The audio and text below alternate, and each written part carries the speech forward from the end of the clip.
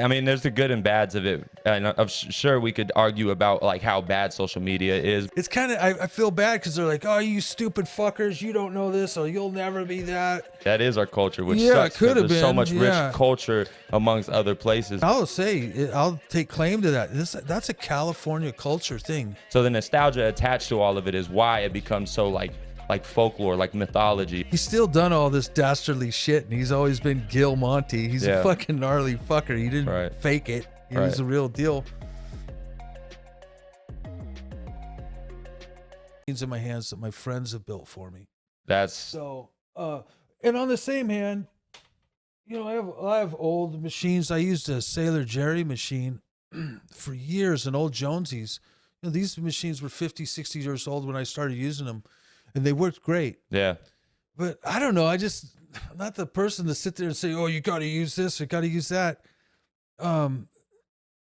You know, we don't drive our cars by pushing our feet anymore either, like the Yeah. Flintstones. Yeah, you know? dude. Yeah. There's automatic guns, and as much I don't need to stick up for them, I don't use them. But it is sad sometimes I see so many people bag or cause a separation between tattooers. Yeah. Or you Like you're not a real tattooer if you're using a rotary. Well, I have two words: Nico Hurtado. Yeah, right. For one And example, a lot of them, not just look Nico. what he does. A lot No, of them. that's just one. Yeah. You know, it's just somebody I know that does this beautiful work with him. It was funny though. I was just in Texas, and me and Freddie, not Texas, New Mexico, and me and Freddie Negretti were working together. And Freddie's getting down on his bishop, you know, doing this beautiful piece, and I'm over here using coils. And a few people had made some comments. Mm-hmm.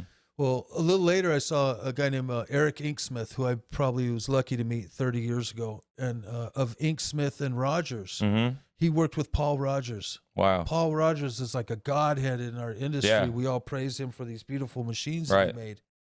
Now, we got a guy, his old partner, and he walks up, and I'm watching this tattoo, and I introduced myself, "Hey, Eric, Corey." He goes, "Oh, hey, Corey, I haven't seen you in years." A dear old friend of mine, Suzanne Fauser, probably 30 years before, had introduced me to him, and she always made sure I met good people. Yeah. Well, anyways, I'm looking at this tattoo, and he said, "Hey, so what do you think about these fucking rotaries?" Mm-hmm. And I'm thinking in my head, like, boy, easy out, you know, loyal to the coil. Loyal This to the is an old coil. school. Yeah. Why am I going to be full of shit? I said, well, fuck, man, look at that tattoo. Yeah. It looks pretty goddamn good, man. Right. All right. And next thing out of his nose, he's like, yeah, these loyal to the coil motherfuckers, they're full of shit. And I'm like, whoa. And I'm like, He man, switched it up so quick. I played that right. Yeah. Fuck, Eric's pushing 80. Damn. He works 5 days a week. Damn. He still works. And he 5 was days a bragging. week. He goes, I use those fuckers every day. Oh, my hands feel better. Mhm. Not that he needs an excuse, Yeah. but this is out of Eric Inksmith's mouth, and I'm repeating it as close as I can. Mm-hmm. And I don't need to defend myself. I hardly use whatever. I'll use whatever. I started with a straight pin and a fucking razor blade. Yeah. As long as My it goes first up and down, machine- in and out. My fucking, first machine was a guitar string hooked to a fucking fish pump motor. Damn. Jesus. And So nobody anything's even an showed upgrade me from how to that. make that. I just figured it out. So anyways, Eric Inksmith, of all people, is talking about Paul Rogers. Mhm. And again, for all you new historians that think that these rotaries are new, they're not. They were making them in the late 80s Right. and the 90s. And I guess Eric was telling me that when Paul Rogers himself first used one of those rotaries, he says, oh, man. He's like, man, we've been doing it wrong, dude. No, he didn't say it like that. The way he said it was like, wow, when they finally get this thing down, Yep. we're going to be out of business Yep. because they're great. Mm-hmm. And I'm like, wow. So to me, I like examples of that. You know, a lot of these days, everyone wants to hate on something that's new. Tell you the truth, most shit that we think is new. I mean, you're a little younger than me. I'm 56. You're Just a little bit. yeah. That ain't shit new to us, man. Yeah. Any new idea we've had is probably 20 years old. Yeah. Just humble yourselves. We're not even for geniuses. Mm-hmm. Somebody's already thought about it, and we repeat our shit all the time. Right. And again, I don't know. I love the beauty of a coil machine, and I could build one. Mm-hmm. But these things run great. So know? do you feel like? But that's the story on why I have You're this. right, 100%. I just Because I noticed have it. good friends like Franco that fucking say, "Hey, Corey, you should have one of these, and let me know what you think." And Right. well, I know it's going to work. I just Right. need to learn how to use it. And every once in a while, I'll see a tattoo that I feel like it'll be good for, and I'll just pick it up. Just like all these machines, they all run. Mm-hmm. they kind of speak to you like, oh, this one needs this machine, this one needs that. Right. For the most part, there's 2 machines I'll use in there. Yeah. For the beginning of the end of the 80s and the early 90s, I used to use one machine, this Mike Brown machine. I'd throw a single needle in it, tattoo it up, take Single it needle out, the whole way? throw the 7 mag in there, Okay, got you. finish it up with one machine. Yeah. So Yeah, I mean, I think it's beneficial to have one machine because you used to have to set up multiple machines just to have different sizes of needles and stuff like that. well, And now sometimes we do. We'll set up 3 or 4. right, because But you then have you to. got this, Right. and you got one, and you could clip in these different sizes. And it's like, That's a huge innovation. And then you know? now people getting into it, they instantly buy a rotary machine. And then there's old school guys that say, and I want to get your take on this. Do you feel like someone that starts tattooing today, if they start off with a rotary, is that bad? Do they need to grab a coil and understand the mechanics? I don't think so at all. Although I have my daughter that's tattooing. Yeah. I told her that's I cool. want her I to didn't know that. learn. I want her to learn everything. I actually want to go find some of them old national kits Mm-hmm. so she can build a machine. Yeah. She says, I want to learn how to make needles. I'm like, you don't even need to. Yeah. But yeah, That's if how you I want feel. to, That's how I feel and too. that's the thing. If you want to, great. Yeah. If a guy came out and learned with one of these machines, you know, at the end of the day, if I see a really bitchin' tattoo, I'm not like, what machine did you learn on? Yeah. I mean, what the fuck? What does it matter? I learned how to tattoo with a straight pin Yeah. or a fish pump motor and a guitar string. I'm like, really? What Right. does it matter? Right. And again, that's just my opinion. But the other thing too, a lot of the guys, they'll hate on that shit and say, oh, old school, this is the only thing. Dude, we can't all drive a classic car. Right. 100%. And even if you can, it's nice to jump in that new car too, even with the map and shit on there and the stereo. And it's so convenient, and it evolved for a reason. But I love driving my old bike. Yeah. You know, I have an old motorcycle. I have a new motorcycle. Yeah, they're different machines, and to get caught up in a cultural stance of what's cool and what's not. Yeah. Fuck. Yeah, I think people want to hold on to whatever was a part of their era so bad because it's a part of their identity. And when people start toying with their identity because they're just like shooing it off like it's not that big a deal, they just get so mad about it. And then it's just they want to tear it down. But in actuality, you just got to be open-minded to change. And for me, it's just a balance of being open-minded to whatever's happening and then also me being so interested in the history. Yeah. Because even when I was in school, I was not interested in learning that much. You know, I'm like, my mind's at other places. I'm working on survival because at the time I was like homeless and all this stuff. And then now as an adult, I appreciate the history, the intelligence of it, or just gaining the knowledge and all this stuff. Like I just have that personal self-interest. I don't expect everyone to be like that. Yeah. But I have that curiosity that's lent itself well to my career and just being able to understand it as a whole. I remember I used to think coming up, like, wow, I'm unique. Yeah. And my way here was unique. It was unique to me in a sense, but it's funny as I've gotten older, I've met so many people. Like I'm 56 and I started tattooing when I was 15. So I've been doing it quite a while. Crazy. But I've met people Damn, crazy. that got into it in the same punk rock scene. Yeah. And they did the same steps, or they got in trouble, or they met somebody who had been in trouble, or drugs were involved. We're not really that different. No. Our tools are going to be different because we come in at different times, but it's so funny. Even though we're quite a bit different, we could have had the same route into this. Yeah. And it sounds dramatic, but yeah, tattooing has saved a lot of our lives. It did. You know, just as other careers have saved other people's lives. Yeah. You know, because it gave you something to do. It gave you a something purpose to and a believe lane in. and something to drive through. But I know some guys that work and they would use nothing but coils, and they only will do these hand done stencils. And Yeah. I remember getting a letter from this one cat, and he wrote it on a piece of paper and he folded it up and taped it, and it's just so old school as a handwritten letter, and I still have it. And it means a lot to me. Yeah. He's an old tattooer, but I can appreciate him being that way. And he's not someone to motherfuck everything else, but it's so nice to be able to appreciate him. But what if everybody was like that? Yeah. We did our own hand cut stencils and we all wrote letters and folded them up and taped them. It wouldn't be special anymore. Yeah. So Yeah. I think we're forgetting that. And a lot of the old guys that I know, some of them, it's kind of, I feel bad because they're like, oh, you stupid fuckers, you don't know this, or you'll never be that. like, that's your way, you know, of telling them. But it's like, hey, man, you know, when I was younger, there was this and there was that. Yeah, and that sounds like a but better on the way same to do it. hand, some people like salty people, and some people like getting yelled at, and that's what catches their attention. Right.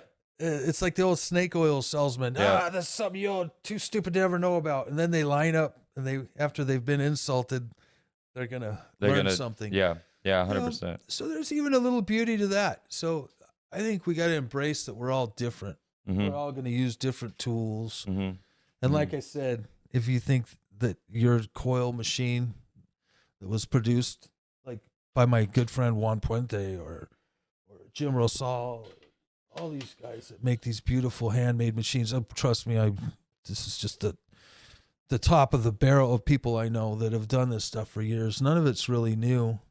Right. And I think now it's we just can't like, all have those machines. And when they're doing it, they're just repeating something that was done, you know, 60 years ago, 80 years ago. But it's just the nostalgia of the fact that person that, you know, that makes machines did it back when the era was different. So the nostalgia attached to all of it is why it becomes so like folklore, like mythology almost. And back then, since you've lived through it in the moment, it's not all that glamorous. If anything, it was way more grimy and just way more. Oh, 100%. And like you're talking about it now, like it's like people are glamorizing it. And it's like, if you're in it, it's like the moment is always just more like reality. And then you get like time passes and people are like, oh, the good old times and stuff.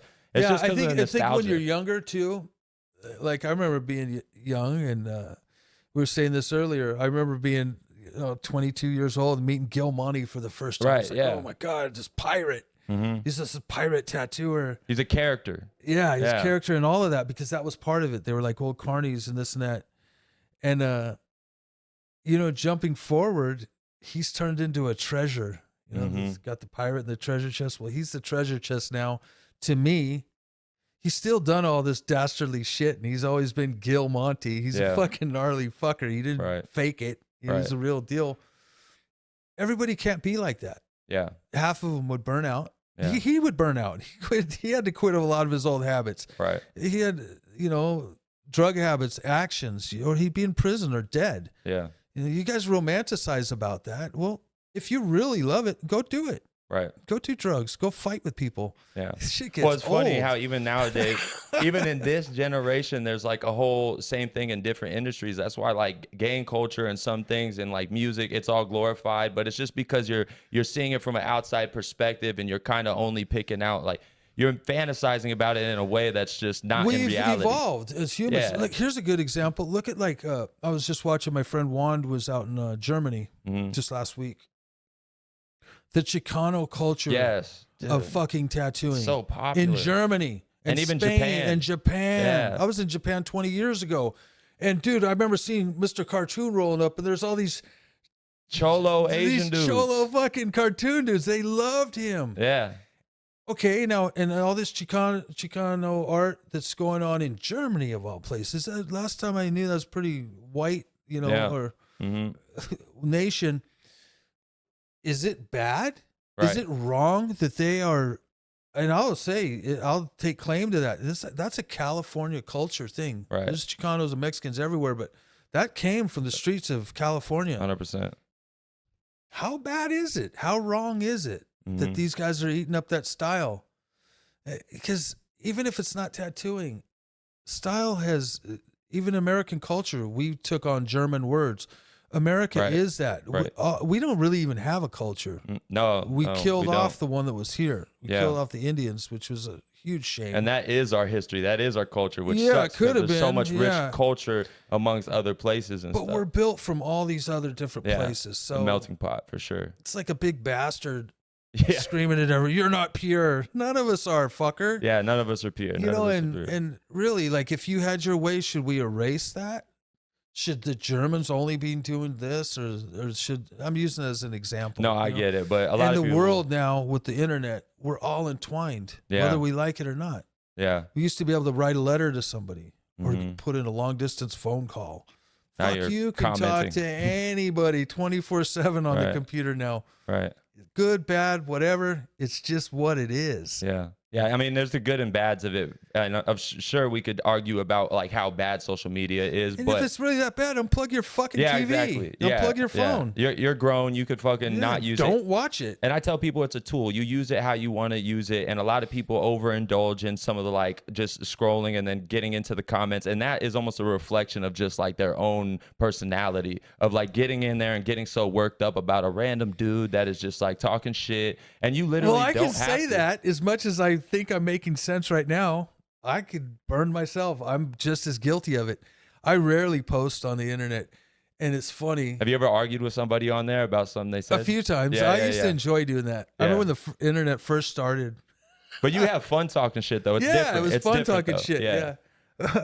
But I got to admit, I can get, 3,000 likes. Mm-hmm. Oh, that's great. That's awesome. Oh, you're the best. Blah, blah, blah. One negative from comment. 3,000 fucking people that I don't know. Mm-hmm. And then one from one person I don't know. And they're like, oh, fuck. I don't even want to post anything now because I'm already my worst critic. Yeah. I almost hate everything I do. That's I know other artists like, oh, this is great. I'm working it. I'm not like that. Never Dude, have been. I'm not like that either. I'm not like that either. Fuck, I hope I pull this off. But it's so funny. I'm guilty of that too. Somebody will criticize someone that's a mechanic or someone that doesn't know shit about my industry. Yep. I've had people say, oh, that's not your best work. And I'm thinking, actually, I was thinking, man, it's taken me all these years to do a piece this cool. Right. But the point of it is I'm admitting too, I could be just as guilty of feeling, oh, fuck, I crumble because one person that I don't even know fucking is criticizing you. I've been like that. Now I'm learning to, who gives a fuck? Yeah, who gives a fuck? You can't make everybody But it's happy. funny how some of the criticism, if that comment sometimes has like a tinge of like truth in it, that's something that you were thinking too, just a little bit, it's so much worse. And you're like, how the fuck was he able to pull out this one little fucking insecurity our society, that I didn't tell nobody about? I'll use it as an example. I remember a few years back, I did this ninja thing, and it looked like it was painted with a black paintbrush by some Japanese master. Yeah. But not all artists are going to see that. They're going to see this undetailed swash of ink. Mm-hmm. I'm seeing this amazing thing, and I hit a dragon in there, and it was a cover-up, and one person was like, oh, not your best work. And then all of a sudden, like sheep's over the cliff. Yeah, Corey, not your best work. And that's just part of our culture, this fucked up internet thing. All these dudes just like, yeah. And they're just like, all this big wave of, yeah, that's terrible. Not your best. Because some jackass said it. And then I wrote back, it's like, well, I can take criticism, but honestly, it's taken me years to learn how to tattoo and make my needles look like a brush stroke and have depth and this and that. So sorry you didn't like it, but I will stand by my tattoo and say it's probably one of the best ones I've ever done. Yeah. And they were like tripping. But now, fuck you people. Corey knows what he's doing. Now it's this other wave. And it got so far away from observing a piece of art. Yeah. It was just this group of people that don't know each other, motherfucking each other. Yep. And it was so bad. It left such a bad taste in my mouth. Because that's not what tattooing's about. And it's just like the internet now. You get these dudes, I want to be old school, so I'm going to talk shit about the guys with the new machines. I get that so much. Like, why? Dude, like, come on. Yeah. Like, but maybe that's just the fun. Maybe that's the sports. That's a part of it. And that's a part of it. And I feel like that's always existed in the world, no matter throughout history, no matter what era. It's just that you're hearing the voices louder now because they have the opportunity to voice their opinion, even on something they have know nothing about. I'm sure there was that same dynamic, even thousands of years ago. Just, of course, it's the same human nature. It's human nature. We're just seeing it all in one spot. And luckily, I think at the end of the day, even though there's the people that want to talk shit and bag on each other, at the end of the day, I think there's more of us that appreciate it.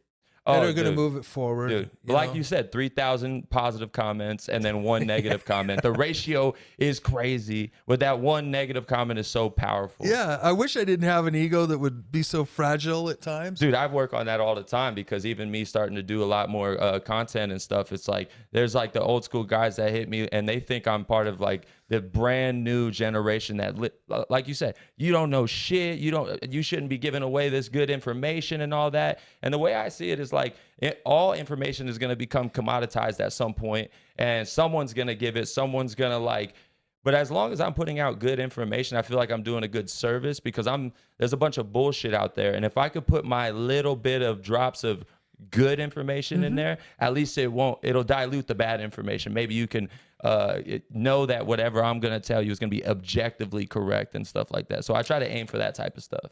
Do something you believe in. Yeah, and I believe in it wholeheartedly. There you go. And it's funny, as I got farther in my career tattooing, I'm not the best in the world at all, but I'm just saying, like, I started finding out I have like a knack for I love helping young artists like either change the way they think about tattooing or just get better in general, because it's like all the mindset behind it and like how you get better. And I come from a generation of don't teach nobody exactly shit. So it's completely stark contrast, right? But I think the thing that changes, like I said, information's commoditized. Like people are throwing out information left and right, even if it's wrong information. There's people learning off of YouTube, but they're watching a video about the depth of the needle, and that person making the fucking video has no clue what they're fucking talking about. This is funny. Like I said, yeah, my generation I come from, but I've never really, I don't think I was that. I think I am the true transition of that, because if I was tattooing a tattooer and they asked me something, I would never lie to them and tell them the wrong shit. Right, I'd that either would- say nothing. yeah.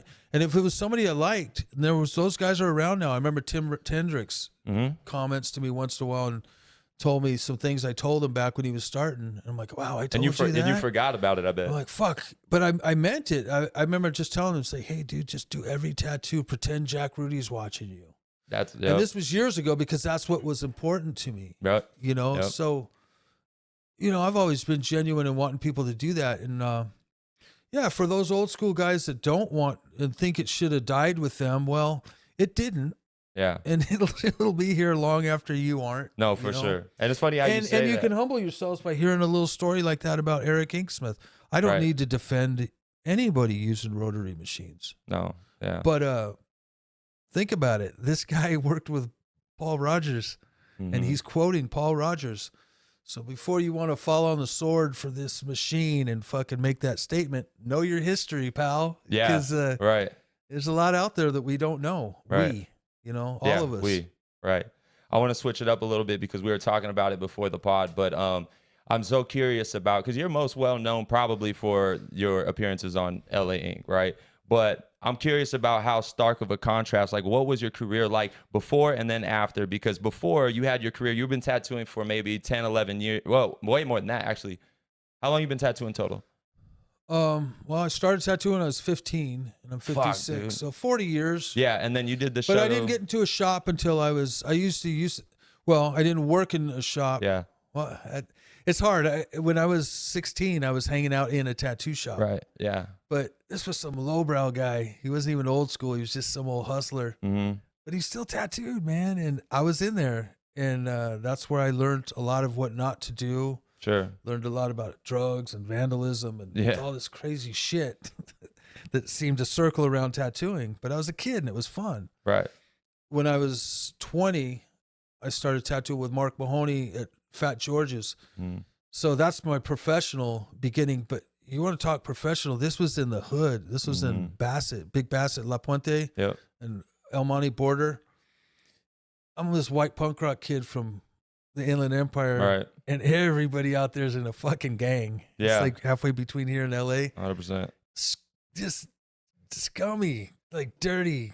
Right. Everything was bad there. but Crazy clients. yes, I'm here. I've arrived, because that's where it was. Yeah, That's where so the good proud to shit be there was, and all you know? that. Yeah, and it felt genuine to like you. And that was 1987. Fuck, So I dude. didn't even know. I started tattooing, what, 83, 82? I don't know. Just hand poking. Yeah. But I usually say around 87, about 5 years later. I started in a professional shop. I've been in a professional shop for 36 years, you know? Damn, dude. That's But that, fucking that crazy. don't matter, because there's guys that have been tattooing this long that suck. And then I meet guys that have been tattooing 4 years. They're fucking amazing. 100%. 100%. I was like, yeah, well, I got better stories. No, that's what I was getting. That's what I'm getting at is like, I tell people it's not about the work. Maybe. It's not about, no, you do. But like, I don't think it's about you being better than the new generation. I No. don't think it's about that. I think it's about, you came up in a generation where it's way harder to get better than them. And they're just feeling the benefits of whatever you guys have already But gone I didn't through. think you know it at the time when you're going through it. No. I meet cats a lot now that they want to kind of rewrite history and narrate it as if they had a plan.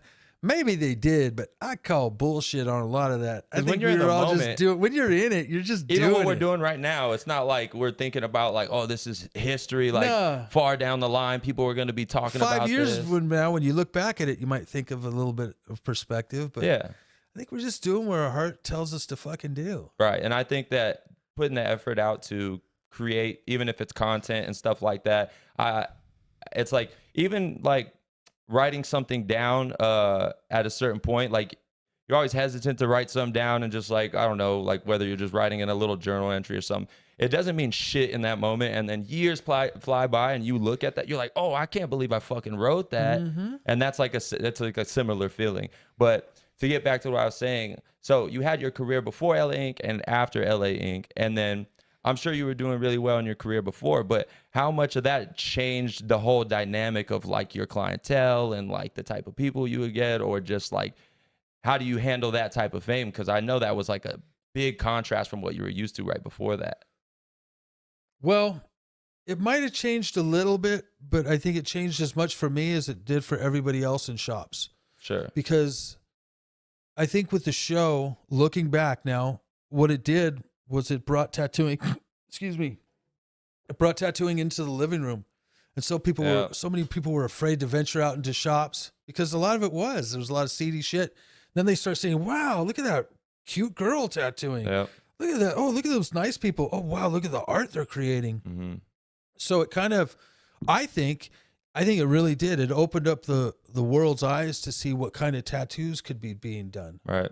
Yeah. You know, and all that meant was people would go, oh, I'm going to go get tattooed. Oh, that shop doesn't look scary. We're going to walk in there. Now, this guy's holding relish onto that old thing. He's like, oh, I know some guys, actually, I laugh. They're making shirts, make tattooing scary again. Oh, God. It's kind of funny. It's funny. But it's also a joke. I mean, when you're a kid, you're scared, but this guy's a nice guy. It's just part of that theme. But anyways, back to that. I don't want to kick it in the face or not be appreciative, because I do. I'm sure the residual from LA Inc. It wasn't like a regular. If that was a TV show, I'd be fucking loaded. Those are non-scripted, non-reality, non-union shows. Yeah. I didn't get paid a lot on that show. I made a few $100 a day, and that's that. But the residual is I got to show my world, my portfolio. So yeah, I think it changed for me. So I had people coming in now. Oh, I seen you on TV. That's kind of weird. It's also a little diluting to what you've put your work in for. Yes, 100%. But on the same hand, I don't have a fucking ego. I really don't care. Yeah. I'm just glad the customer's coming through the door. Yeah. It's always kept me safe. It's kept me out of trouble, having plenty of work to do. It probably changed for me as much as it did for everybody else, because it just made tattooing more popular. Right. Right. And I guess. But there's a lot of people that didn't like that or say they don't like that. Yeah. It's like, well, you're busy. And now it just used to be you and that guy. Now there's 6 people. I get it. It's more popular, but I'm not going to take fucking blame for that. Yeah. I mean, it's just our culture. Someone would have done it. That's the thing. Someone was going to do it. And this is all going to happen. And if you get the opportunity to be a part of it, although you talk shit about it and all this shit, people talk shit about it. If they got the opportunity, they would probably do it too. Well, most of the people that are bagging on me, I do believe that. Yeah. And if they weren't, they wouldn't be watching it. Yeah. 100%. Yeah. And that's the thing. They are watching it. They're watching it to criticize. And then they're like. And then again, the culture of television. You know, I have friends on Ink Master. I went on there as a judge once. I remember that. Yeah. And I still like those guys, but it's not a judgment against them. I don't really like sports, and I don't like them turning art into a sport, into a competitive thing. But so what? That's my fucking opinion. Everybody else likes it. That's why it's on TV. Yeah. I think, to me, as a tattoo artist too, when I look at Ink Master, there's some things I don't like because they embellish the drama too, because I have a friend that was on there and he knows. If I saw people argue like that, outside, fight, fuck, kiss, make out, whatever you need to do, keep that shit out of the shop. You would never say that normally. No, hell no. But I think the only thing I do like about Ink Master compared to the other reality shows is like the tattoos are real and it's about the tattoos. A lot of it, of like more than any other show, right? Some amazing tattoos. Right. on And there. then you're showcasing all these people that get on the show. They get like a platform, which is great for them because maybe they didn't have that before. And it gives them an opportunity to be like, hey, this is our Super Bowl. And like you said, it turns it competitive. But at the same time, it's kind of like, at least it's about the tattooing. Hey, whether I like it or not, Yeah. it was on there for 10 fucking years. It's still going. It's still going. They just interviewed me to be on there again, but they didn't pick me. You bet your ass I went in there. I was in there. I remember at one point they had a computer malfunction, and I saw Ami and Nico and some other cats. I'm like, hey guys, well, oh shit, we weren't supposed to know who was on there. Oh, that's when they were trying to. We weren't calling each other, telling it. Right, you guys They can't talk. admit that, but I can because they didn't hire me. Dude, is that when they But were dude, trying to? I would have done it. I would They were have. trying to get you to be a replacement judge or something like that. The new one, yeah. Yeah, the new one. But they picked. Yeah, they got Nico's been doing it. Nico. I haven't seen any of the new ones. And again, I'm not bagging. Again, as much as I will honestly admit, I don't really care for that much. Would I do it? Fuck yeah, I'd do it. Yeah. Yeah. And I would bring my brand to it. Right. I love Oliver. I've known Oliver for years. Chris and those guys. I used to cringe at the way they would talk to people. Mhm. But then I got to pull myself out of my way. That ain't me. I don't talk to people that way. So there's room for everybody's different brand. We don't Yeah. all taste like salt, man. Yeah, exactly. Some of us are pepper and cinnamon and other Or a little nice sweeter or spices, whatever. you know, and it is what it is, Yeah. you know? And I remember people, oh, you're the guy that gets mad all the time I'm like, what? Yeah. I'm like I've so never fucking chill. I've never thought that. Well, in LA, but Inc. because I was always arguing with that fucking broad that was on there. Yes. And that yeah. was production. They Yeah. thought it was cool to have some dipshit fucking helper. And even the producers, I used to tell them, like, dude, that's nothing new. Mhm. We always find some knucklehead to come be a helper. But the good ones, they retain shit and they learn something and Yep. they stick around. Right. You know? This girl was just being obnoxious. And in our culture, if you've seen it on reality TV, even all the other reality shows, Yeah. there's a certain ingredient that they do to all of them. Mhm. And it just keeps like, oh, what are we going to do? We've got this obstacle to get through. It's so dumb. Yeah. I can get through anything. Yeah. I'm well, trust me, I'm not asking for something, but Right, right. I've had so much insane shit happen in a fucking tattoo shop. I Oh, feel yeah, like I can I get bet, anything. dude. And I our bet. helpers are our prized possessions. They should be able to figure out, anticipate everything. Right. Right. know? Did you ever argue with the producers and say, like, because I remember saying this, I was like, the reality of the way it is just as good or not better than what you're trying to create right 100%. now. Yeah. Yeah. The authenticity is going to show through way more. And even like I said, when they would make me do double or triple takes on reactions because they wanted a more emotional reaction out of me for something. And I thought my reaction was like someone would react in real life. Like, I'm just like, they wanted me to react to the new shop and they wanted me like, wow, it's fucking amazing and all this stuff. I'm like, yeah, it's pretty cool. Oh, you got the new thing. Yeah, whatever. Yeah, yeah. But it's like you want to embellish on your personality and then it pulls you outside of your natural self. True. And I hate that. I'm I a just, dark fucking negative creep sometimes. I know I sound, but I am. And I'm not, I was like, oh, that's my favorite. Oh, I'm way more cynical than that. Yeah, Like, exactly. fuck, I liked punk rock. So fuck everything else for years. As I got older, I was like, oh, wow, these other things are good too. But, you know, we're all different, man. Yeah. We're all different flowers. You know, we all got different colors. We all got different scents and we all do different things to people. And I think some people don't realize when they're criticizing something or it should be this way. You know, it's like the old Dr. Seuss. We're not all star-bellied sneeches, man. If we were all the same, oh, fuck. Right. Or that'd be like me insisting, oh, you ain't cool unless you get tattooed. Oh, this is the stupidest shit in the world. Right. When we used to get tattooed, it was to stand out, to be an outcast. Exactly. And now the guy with no tattoos is almost like the original guy in the room. Yeah. It's like, what's that guy thinking about? Right. Yeah. you Yeah. know? I almost don't trust someone with no almost tattoos. like, hey, listen, I want to talk to that guy. He's got nothing on him. It's almost more interesting. No, you know? for sure. And then it's like there's so many people even that tell me directly. There's people that tell me I'm ruining the fucking industry. There's people that say that And it's crazy to me because I'm like, oh, they're like, oh, tattooing's on a downtrend. It's going away. It's shitting the bed. It's Turn off your fucking computer if that's what you feel. And I don't know how they could be so pessimistic about the situation, because from my point of view, it's literally doing this. It's literally inflating. The industry's getting bigger. Well, that is bad to some people because some people aren't that talented and it makes them feel intimidated. I'm not bagging you or saying quit, but that's how it is. I'm a drummer. I see dudes all the time that could fucking blow me away. Right. Dude, I'm never going to be as good as Danny Carey, the dude from Tool. Right. I'm never going to be as good as a lot of people. But is that supposed to stunt your passion if you listen for to it? that, no, but I still even stumble on that. Okay. You know, I was telling you earlier, something I'm really proud of. I've been friends with James from Metallica. I've tattooed him a few times. Right. They called me last week to tattoo him. Oh yeah, sure, love to. I'm like, oh fuck, I'm not worthy. Oh my god, there's so many guys that are better than me. Like, I hate admitting this, man. That's crazy that you feel like that though, because fuck yeah, I feel that way, dude. That's wild. And then I have to remind myself, every musician isn't the fucking greatest one. They're the ones. They're what they are. They're that flavor. The flavor. Dude, I'm talking about 2 weeks ago. Oh yeah. And I tattooed James 20 years ago. I'm using this as an example, but right. And I'm actually kind of glad I'm that way, because I've also met dudes like, I got this, dude. I've been good for 20 years. I'm great. And them fuckers stopped getting good 20 years ago. Yep. And that's nice that they're awesome in their own mind and they can navigate this world. Sometimes I wish I could that way. Oh, fuck, dude. I am the most negative. Yeah. I think I suck. Yeah. That's why I admire all these other good people. Yeah. I'll go to all my guys in here too. We're all that. We all look at each other's stuff. We like to learn from each other. It's good to humble yourself. But back to that, being on the show, just because they picked you to do that, I learned too.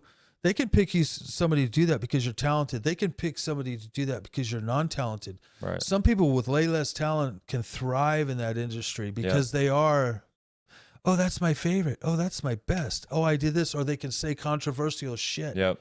I hope they're getting paid for it, because they got to land back in the reality world eventually. Dude, and a lot of the guys I talked to on the show I was on, they would almost say that after you do it for so long, even in your own life, the lines get blurred between what's reality and what's the TV show, because so many people in the world are reacting to your life based on the show. So what is really real anymore? And then you have these relationships with people on the show, and you'll do a scene and you kind of, it's for the show, but then you're kind of like, was that a little real? Because that felt a little real. And then it gets a little weird because you don't know what's real anymore. A point.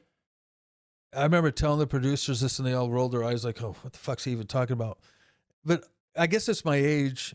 I remember going on the show, and this is what I was thinking. I'm going to just pretend I'm invisible. Though, what do you mean? I'm just going to ignore the cameras. That way I could be myself. There was an old Dustin Hoffman movie, Little Big Man, and he was hanging around this old senile fucking war chief, an Indian, and there's a battle going on between the cavalry and the Indians. And it's like, oh, fuck, how are we going to get out of this? And the old senile Indian chief's like, just pretend you're invisible. Yeah. And they're on this horse, and they're all, we're invisible. And they're rolling through the middle of this battle, and arrows and bullets and everything's flying through, and they're like, we're invisible. So that was your plan behind it. And I'm like, that's my plan. I'm just going to be invisible. And they're all like, yeah, whatever. And like, they didn't even get it. But honestly, that was kind of my trip. I just said, I'll stick to what I know, be myself. And that way, if I'm successful at it, I don't have to act. I don't have to fake it anymore. I'll just be myself. Right. And somebody gave me that advice. And if I'm not right, of all people, it was Jesse James. Oh, wow. He's an old bike guy. And I said, hey, dude, I'm going to do this TV thing. What do you think? He's like, fuck yeah, do it, man. He's like, fuck fame. I just wanted money. That's what Jesse used to say. And good for him. And, that was an honest thing. And even now, like as a craftsman, a lot of people have their opinions on that guy. I only met him because I tattooed him. And, he's doing great, though. Oh, he's amazing. But he's not doing great just because he's fucking yes man and this and that. He's doing great because he goes out in his garage every day and fucking hand forges shit. And he's an artist. And he walks the talk. Metallica for that fucking same example. Those guys are, people say, oh, you sold out. Yeah, fuck no. We got more T-shirts. We ain't done yet. I remember telling him that once. So fuck that shit, dude. He goes, if we were selling out, we'd play the same shit that was a hit every time. We take experiments. We do stuff. Yeah, you got to They're true to what they fucking believe in. Right. Right. They, not just those persons, but people that survive. Yeah. That's why I've been successful. I think, Mm-hmm. the sky can still fall. Right. But like I said, when you came in here, I just show up every day, man. Yeah. And I didn't need to jump through hoops. I didn't even have a sign out front for 10 fucking years. Yeah, and that's crazy. And then LA Inc. was showing up like, I better get a sign. Yeah. I literally could have signed They need out to there know where I'm like at. I'm 3 right here. days before. And that was only because someone said that. And looking back, what a fool I would have been. Mm-hmm. Mm-hmm. That kind of branding in our culture in America, if you can do that, I would have done shit way different now looking back. What do you think you would have changed? Because you had it the way you had it, and that was probably not to be a comfortable dick, for you. and But for all those people that love me for being old school, I'm going to say the cheesiest thing. I would have got a fucking agent right. and a fucking lawyer that was more aggressive, because why should these guys that are businessmen capitalize and make all these millions of dollars off of our trade? Why not us? Right. And especially if they're not going to give you your piece for what the role you're Yeah, and playing. they don't. And I realize too, they're not maliciously fucking you. They're opportunistically fucking you. 100%. Yeah. And they're banking there's on an the evil fact, guy that knows, hey, this isn't worth shit and I'm going to sell it for this. And then there's guys like, well, I found this. I know this is worth this, but someone comes up and offers you an astronomical. Yeah. It depends on how the ethics you have. Yeah. So, but hey, man, if you ain't hurt nobody and you're, I don't know, it's such a weird thing to talk about this. Like I said, I've been this is all I've done. I tattoo and I play drums. Yeah. And I'm 56. Right. I'm in like 3 bands now, and I Jeez, still dude. tattoo, 4 or 5 days a week. 4 or 5 days a week still is crazy because, yeah, and a lot of people watch the shows and shit, and then it became like glamorous to be a tattoo artist. They make money, they have fun, they meet new people. That's It's so a weird to creative hear. job. Yeah, it's crazy, right? It is. Because then I get people that'll get tattooed by me that get so inspired that they want to start tattooing, right? And I'm like, I mean, you can, but I mean, Well, some people anybody are can just try. glamorous. Yeah. You can say all that, but I'm not. Yeah. Dude, I've worked out there. I saved all that fucking money. I didn't go fucking party. I didn't go hang out and get into the Hollywood mix. There was a few things you got dragged into that was fun. Like I met fucking Lemmy Damn. hanging out because he was there to get tattooed by Kat Von D. I met Dave Grohl that way. Just in Do you think I want to proximity. take away those fucking experiences? One time, fucking, we're back there and I walk in Kat's room and this dude's sitting on the ground. He's like, Corey. And it's fucking Dave Grohl. And I'm like, no. And he's like, what? I go, we can't do it that way. I'm going to leave the room and then I'm going to come back in. And he goes, okay. So I walk out and I come back and I go, Dave. And he's smiling just like, fuck, dude. I mean, I get a little giddy. I'm Yeah. an old punk rocker and Dave, we're Yeah. probably around the same age. I was like the 80s punk scene. Nirvana was a whole different phenomenon, but I saw Nirvana back in the day. And aside from what Dave Grohl has become, Yeah. but Dave was that. He was into Hollywood. Right. He was around Kat because she was coming up. She was into all that. Mm-hmm. I'm such a fucking introverted fuck, dude. I went there and worked. Right. But back to the thing, being in there, I would never take those experiences away. No. Or even sitting there with Lemmy, dude, with his little fucking halo on his nose and the fucking stench of the whiskey in that fucking cup. Trust me, I sat down there and I remembered what my old tattoo people told me. Shut the fuck up. Keep your ears open, mouth shut. Right. And, that was 20 years before, but I'm talking to Lemmy right now. Yeah, I'm gonna open my mouth. I'm gonna fucking. Yeah, I'm gonna talk wait to till I this say dude. something good. I tried to, but I just ended up just shutting up. And he was the nicest guy. He was telling me all these crazy stories about musicians and how much he hated heroin and how coke and speed were good, but heroin killed people. And I mean, again, how do I get on this point?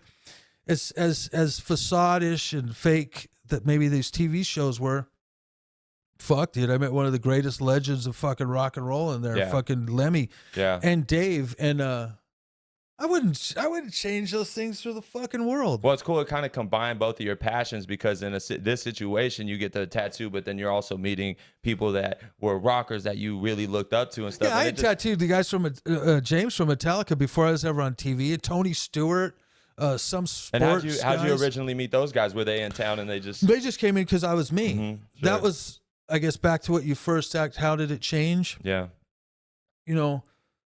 This shop is 28 years old, Crazy. and I had a shop for a few years before that. Mm-hmm. So, and LA Inc. was only 3 years out of my life. Yeah. Yeah. But let's be honest, I don't want to discount and say, oh, that was just a small slice. No, it was 3 years, but it was fucking 3 it's years potent. on It's 10. like, yeah, dude. And it yeah. was in front of everybody's eyes. You know, one of the hard things was I had a lot of respect, and I still do. Yeah. I remember after the shows, there was cats coming out and doing some podcasts or internet interviews. Okay. Fuck these shows, all these guys on TV and blah, blah, blah, motherfucking. And where are they at? They're on a smaller TV that everybody has in their pocket. Right.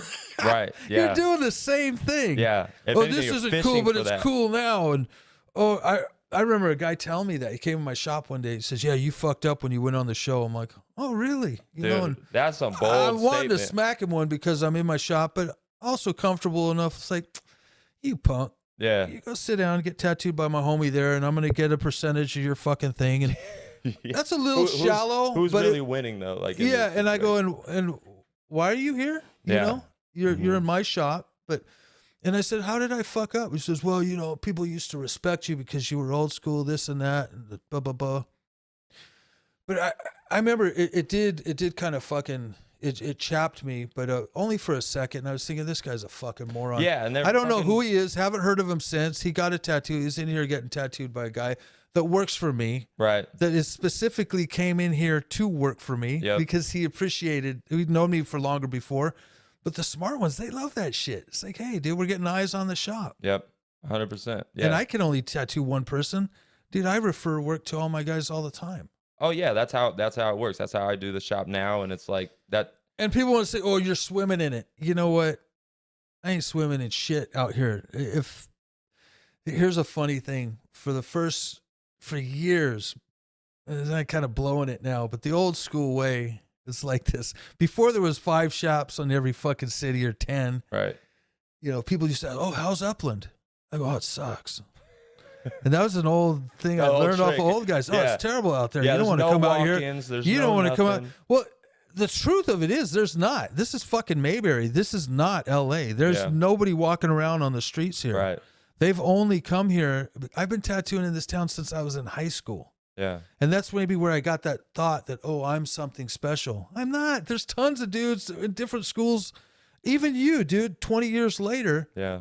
probably a lot of the similar shit. Yeah. We're not that unique. Right. How we carry ourselves and our tastes maybe are, but that's about it, man. We're just fucking humans, and humans are really a lot alike. Yeah. But I used to tell people for years, oh, fuck, Upland sucks. Don't come here, you know? That's hilarious. And the whole reason was just to keep people away because you don't Yeah. want people opening up now. Yeah. You know? Do you think that a lot of your clientele was traveling to you most of the time?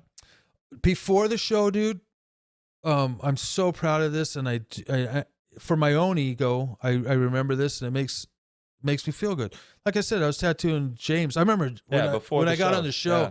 Hey, James, will you come on the show? Yeah. I texted him. He's all, no way, Daddy-O. No TV show. And I'm like, damn, because I was like, that would have been dope. That would've been great. shit. And then you immortalized the moment on the show and but shit. James is a very pretty introverted cat too, Yeah. and that's his baby, and I know how those guys are. They don't, as well as being one of the biggest bands in the world, they don't cheaply exploit themselves. They're a fucking rad, fucking tight unit. And again, I'm not Mr. Heavy Metal fan. I'm an old punk rocker. Right. Yeah, there's a difference. Yeah, it is, and it's fine. But as you grow, even that punk rock's a good example. How being into that growing up, it kept me away from so much other music. Mm-hmm. But as I got older, I started realizing that clicky shit fucks you up because I wasn't listening to Black Sabbath. I wasn't listening to Led Zeppelin and all these, Thin Lizzy. Well, I actually was listening to some of that. Just because it was a different genre, because not because it was a, bad music or nothing like that. And then also another example with punk rock, you can do so good the second you fucking make it. Oh, you traitor, you sell out. It's a lot like this. Yeah. But look back now, look at the bands like Green Day. I remember when Green Day came out, I didn't like them. Right. Because why? Because of that. Because they weren't for the 80s punk rock scene. They didn't do enough drugs. They weren't fuck-ups. Yeah. They were successful. Yeah. As I grew and got older and actually met some of the guys later in life, but it wasn't just meeting them. It was just calm your own fucking heels. This is the reality. They were older. They still loved your music. They loved this stuff. And even if you want to hold yourself to the 80s, same thing with the tattooing. There was punk rock shit going on in the 60s and 70s. Yeah. You know, and oh no, it was us. No, it wasn't. That time of that is for all of us was when we're young and impressionable. Yeah. And I think that's when it. And like I said, the nostalgia makes you feel like it's a special time to you, so much so that if anyone's trying to rag on it or say anything different, it's really eating at who you really are. Or they say that about tattooing. It's not like it was. Yes, it is, especially to these new guys. Right. A lot of guys don't want to hear that from me. And I've argued with some of the guys on my level. No, bro, it was different back then. I go, of course it was different, but dude, so were we. Yeah. Remember when we were 20 and we were looking at these guys that were all scary? Mm-hmm. I go, if you shut up right now and don't smile, you look like a tough guy too. But I know you, bro. We're not mean. We have babies. Now you're giggling and like, shit. Dude, you could put your baby in my arms and he would be in a safe spot because I'm a father and I've raised my kids. But you know when you're young and you see these gnarly guys and they seem all gnarly? Well, we're that now. Yeah. And if we weren't, you know, nice and kind. Thing is, back then I met a few of those guys, you know. I remember, like, I'm all over the place here, but it's reminding me of like Lyle Tuttle and Dave Shore and Hanky Panky. These old, Hanky Panky's a historian, a treasure to this fucking world. Yep. And he's old school and shit. Lyle Tuttle's been around forever. I have some of these newer guys and mid-range guys like bagging, you know, dude, shouldn't do this to this culture and blah, blah, blah. Dude, Lyle Tuttle told me, so fuck, dude, take it all the way. Buy real estate. Buy real estate. I go, Lyle, we're not making that kind of money. He's like, that's right. Just tell him. Don't tell him how much you're making. Because that's, I'm serious. We're not. Well, it's like. He's like, I know you're paying them. And even Hanky Panky, I remember he wrote this thing and he kind of motherfucked a lot of people in the shows. I'm like, oh no. And I had a good relationship with Hank. And I'm like, fuck, he released this encyclopedia and fuck, I wonder if I'm in here. Oh, and I was so scared. And I'd open it and it says, Corey Miller. Yeah, Corey tattooed with us out in the 90s and brought the new style of black and gray. And it was like complimentary. I'm like, oh my God, it meant so much to me. Yeah. And I did. I asked. I said, hey, I don't want to stir up the pot and I don't want to, you know, this is a good thing and I really appreciate you acknowledging me, but I had to ask. Yeah. Because there was other people that I knew at the time doing this shit that they were openly fucking and saying, fuck these guys for doing this. Oh, God. And I'm all, why aren't you saying that about me, Hank? Yeah. And I don't know if it was Hank. Because you know you're in that same camp. Like, and it was Dave Shore who said this. Not that Hank wouldn't. I don't know Hank's opinion, but Hank has always been kind to me, and I love that guy. And we all owe people like Hanky Panky and Lyle Tuttle the deepest gratitudes because they've carried this traditions forever. But I remember Dave telling me, so because you never talked shit on anybody. You've always just done your thing. You never apprenticed. You came up your own street way.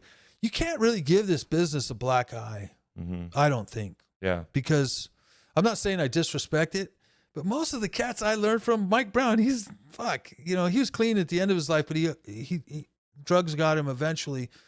Gil, you know, the drugs, the dope, the fucking hustles. Yeah. These guys, they're not saints. Yeah, that was the lifestyle that they were living, but that's not even something to put on a pedestal like everybody's doing. Not if you're really acknowledging for what it is. Yeah, and especially in like a newer generation as time goes by. I mean, some people would argue that like the world is getting like less masculine or more feminized, but it's also the fact might be for some. No, for sure, 100%. But then there's also the factor that people are just, you know, being nicer to each other in some respects, and knowing that if you're a tattoo artist, you don't have to be the salty guy. You could also be the professional and very wise at what you do and all this stuff, and to come off in a totally different energy than they're used to. Even when I was building my shop, I was trying to make sure that the energy when you walked in, I mean, if a surgeon walked in, it doesn't matter who walks in. A police officer could walk in, they'll go in there and be like, wow, this is inviting, it's clean, I love it, all this stuff. And it's just bringing it into a new era where it's more accepting to everybody instead of just like handpicking who should be a part of it. And it's all different. That's the beauty. Like last year when me and Freddie were promoting these, not on the same point, but it kind of reminds me of that. Me and Freddie were going around to different shops and introducing them and doing little videos to promote the Ontario show we were doing. And like if you look at my shop, it's kind of a parlor. It's got the old school look to it. It's got flash a little bit. Oh, it's classic. It's classic. But then we were going into some of these homie shots with these dudes doing beautiful fucking tattoos, black and gray, like some gangster cats, like Mr. Sleeps, Big Sleeps. And God, I'm so bad with names, but all these, there's a few Chicano shops that we went into dude, these guys are straight gangsters, and they were, and they've gotten out of it, Yeah. and they found a career and a better life, and they're moving forward, and they're making something. A lot of these guys that I saw, this is my perspective on it. I think a lot of their lifestyles growing up has been held back as a Chicano in California, or the stigma that they chose to be in, or they grew into, Right. was like this dark stigma and everything. So I think when they started finding success in tattooing, they might have even appreciated it more. Right. Right. And then not only that, like I was going into some of these shops, I go in there, white walls, looks like a gallery, a chandelier, porcelain counters. I mean, it's fucking dialed. Dude, it is but nice. these dudes in there, fucking, they're hardcore. It's like they're a contrast between the two. Yeah, it's and again, it's funny walking out there's some people say, "Oh yeah, bro, but your shop's old school. Yours the real deal." I'm like, "Hey, dude, those guys are fucking real people. Yeah. They are just holding it up, this jewel, and not only that, they're not holding it up by the way they've decorated and putting the money that they're making into the shop. They're actually good. They're fucking getting down, doing this beautiful fucking tattooing, man. So I think my point is, look at that. That's the street. That comes from the street. That's hood. Right. You fuckers want to sit there and talk and pretend you're that. You're not. You didn't grow up in a gang. Right. You haven't fucking put in work. Some of these dudes have done hardcore shit. You know, my thing, I was never a criminal. Drugs were like a really big part of my whole industry. Sure. The guys I learned from and all of that. But thank God some of them died. I saw what it brought them, and thank goodness I just said, well, yeah, like, is that what I want for me? Yeah. You know, and even though I got my hero, Lyle Tuttle, showing up, hey, bro, how you doing, Lyle? It's better to visit from the Pope. You know, Lyle's coming in to visit me after all these years. Hey, you need some water? You want a coffee? Got any tequila? You know? And, still. And the shit and everything else. And I was like, this is stuff I decided I won't do anymore. But, dude, some dudes are built like that. Yeah. And respect them. We can't all be that way. So you want to praise yourself and praise the old school and romanticize it? Well, step up. Yeah. Get in the gutter. Yeah, and the thing is, ruin yourselves. Right, ruin yourself. You won't. A lot of you do won't that. last. If you want to do it, you could do Go that. for it. Yeah. Yeah, and I think that now it's like, for some of those guys, it's kind of like people that go into the NFL and stuff, and they've been training their whole life for the NFL. That's all they know, and then they get injured and they get out. They don't know nothing else. They don't know how to take care of themselves. They don't know how to. They created bad habits. They're used to having this big money, and now it's all gone, right? And I think with tattooing and stuff is like, you get so tunnel visioned on just tattooing because it requires so much of you. And guys like to brag about like, oh, I do 7 days a week. I do fucking 15-hour days, and I'm fucking banging it out. I'll go to 5 a.m. I don't give a fuck. And it's like cool, and it sounds good for like the hustle or whatever, but you're neglecting every other part of your life and your health and everything else. Your body's flapping in the wind. Your back hurts. You're constantly having health issues. And it's like you're going to feel that even more when you get older. And especially if you keep those same habits, it's going to be even worse on you. So I think now some people, including myself, I'm blessed to have had tattooing pull me out of all the shit that I was being influenced by before. And now I have this opportunity to like, I don't want to just tattoo. I want to like get that full circle, like whatever makes you feel good and makes you most effective, and just focus on that shit that you can control in your life instead of just putting it all in your eggs in one basket and just feeling the shit from that later, you know? Well, a lot of stuff you're saying is stuff that I saw later as I look back on it and was, you know, and I trust me, I burned the candle at both ends. Sure. I still do on the natch. Too. I don't mess with hard drugs anymore, but you know, it's funny, like I can humbly say I appreciate hearing it from a younger dude because you're geared. A lot of guys are just working, but you're geared to observe. So it's funny watching you pay attention to that. That's going to make you a better dude. It really is. Or I'm not necessarily a better human. It's just you're observing this. You're paying attention to your past. Yeah. So you can use it for your future. Yeah. You know? Even when when I was opening my shop, I mean, I worked in a few shops a couple were like high-end shops, street shops, and I learned a lot from the street shops, learned a lot from the middle tier appointment only type vibe, and then I learned a lot from the really high-end shops. Like they charge a lot, the shop's crazy nice and all this stuff. But what I learned is like taking all the good stuff from that and then tossing the bad stuff, right? So by the time I went and did it, I had a really good understanding about what was most effective. And then not only that, I think because I didn't feel it much in other shops, I wanted to be like super supportive of the artist and super supportive of the experience of the clients and stuff. And I Yeah. know that's a new way of doing it, but Not really. yeah. No, I don't think it is new. I think because I remember coming up, not everybody was like that. I used to work with Suzanne Fauser, this lady from Ann Arbor, Michigan. She was one of the first tattoo artists I met, and that got me traveling.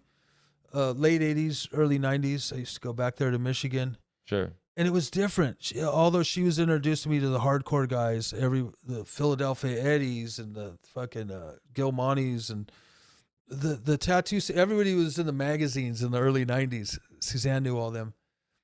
But it was trippy. Suzanne came, her history was she was a school teacher. And she said, fuck this, and moved to Hollywood. Yeah. Got around Cliff Raven in the 70s and learned how to tattoo. Damn. I mean, fuck the balls on her. She had a degree and everything, and she wanted to do that. But she also took back what she learned. That old school mentality in the 70s was way different for a man, for a woman. There's so many bikers involved. Yeah. But I remember going back there and working, and it was so different because it was a woman's shop. Different Everybody energy was there. comfortable. Oh yeah. Everybody was Yeah. nice to each other. Right. But you've pissed off fucking Suzanne. Boy, she was the one that told me, yeah, you just keep your fucking mouth shut and your ears open. We'll see if you last, you know? But, oh my God, she turned out, I named my daughter after her. I love that lady Really? so much. Wow. Wow, that speaks volumes. Yeah, she's been dead for over 21 years now. Damn. And that's weird to think about that. Someone that's such a big part of your life, but I still think about every day. That's that lady back there. Oh wow. But, yeah, you know, at the end of the day, that we're all going to be different. That's what makes it good. Yeah. You know, it does hurt. It bugs me for tattooing when I hear some of the old timers. Oh, it's never going to be the same. It's never going to be as good as it was.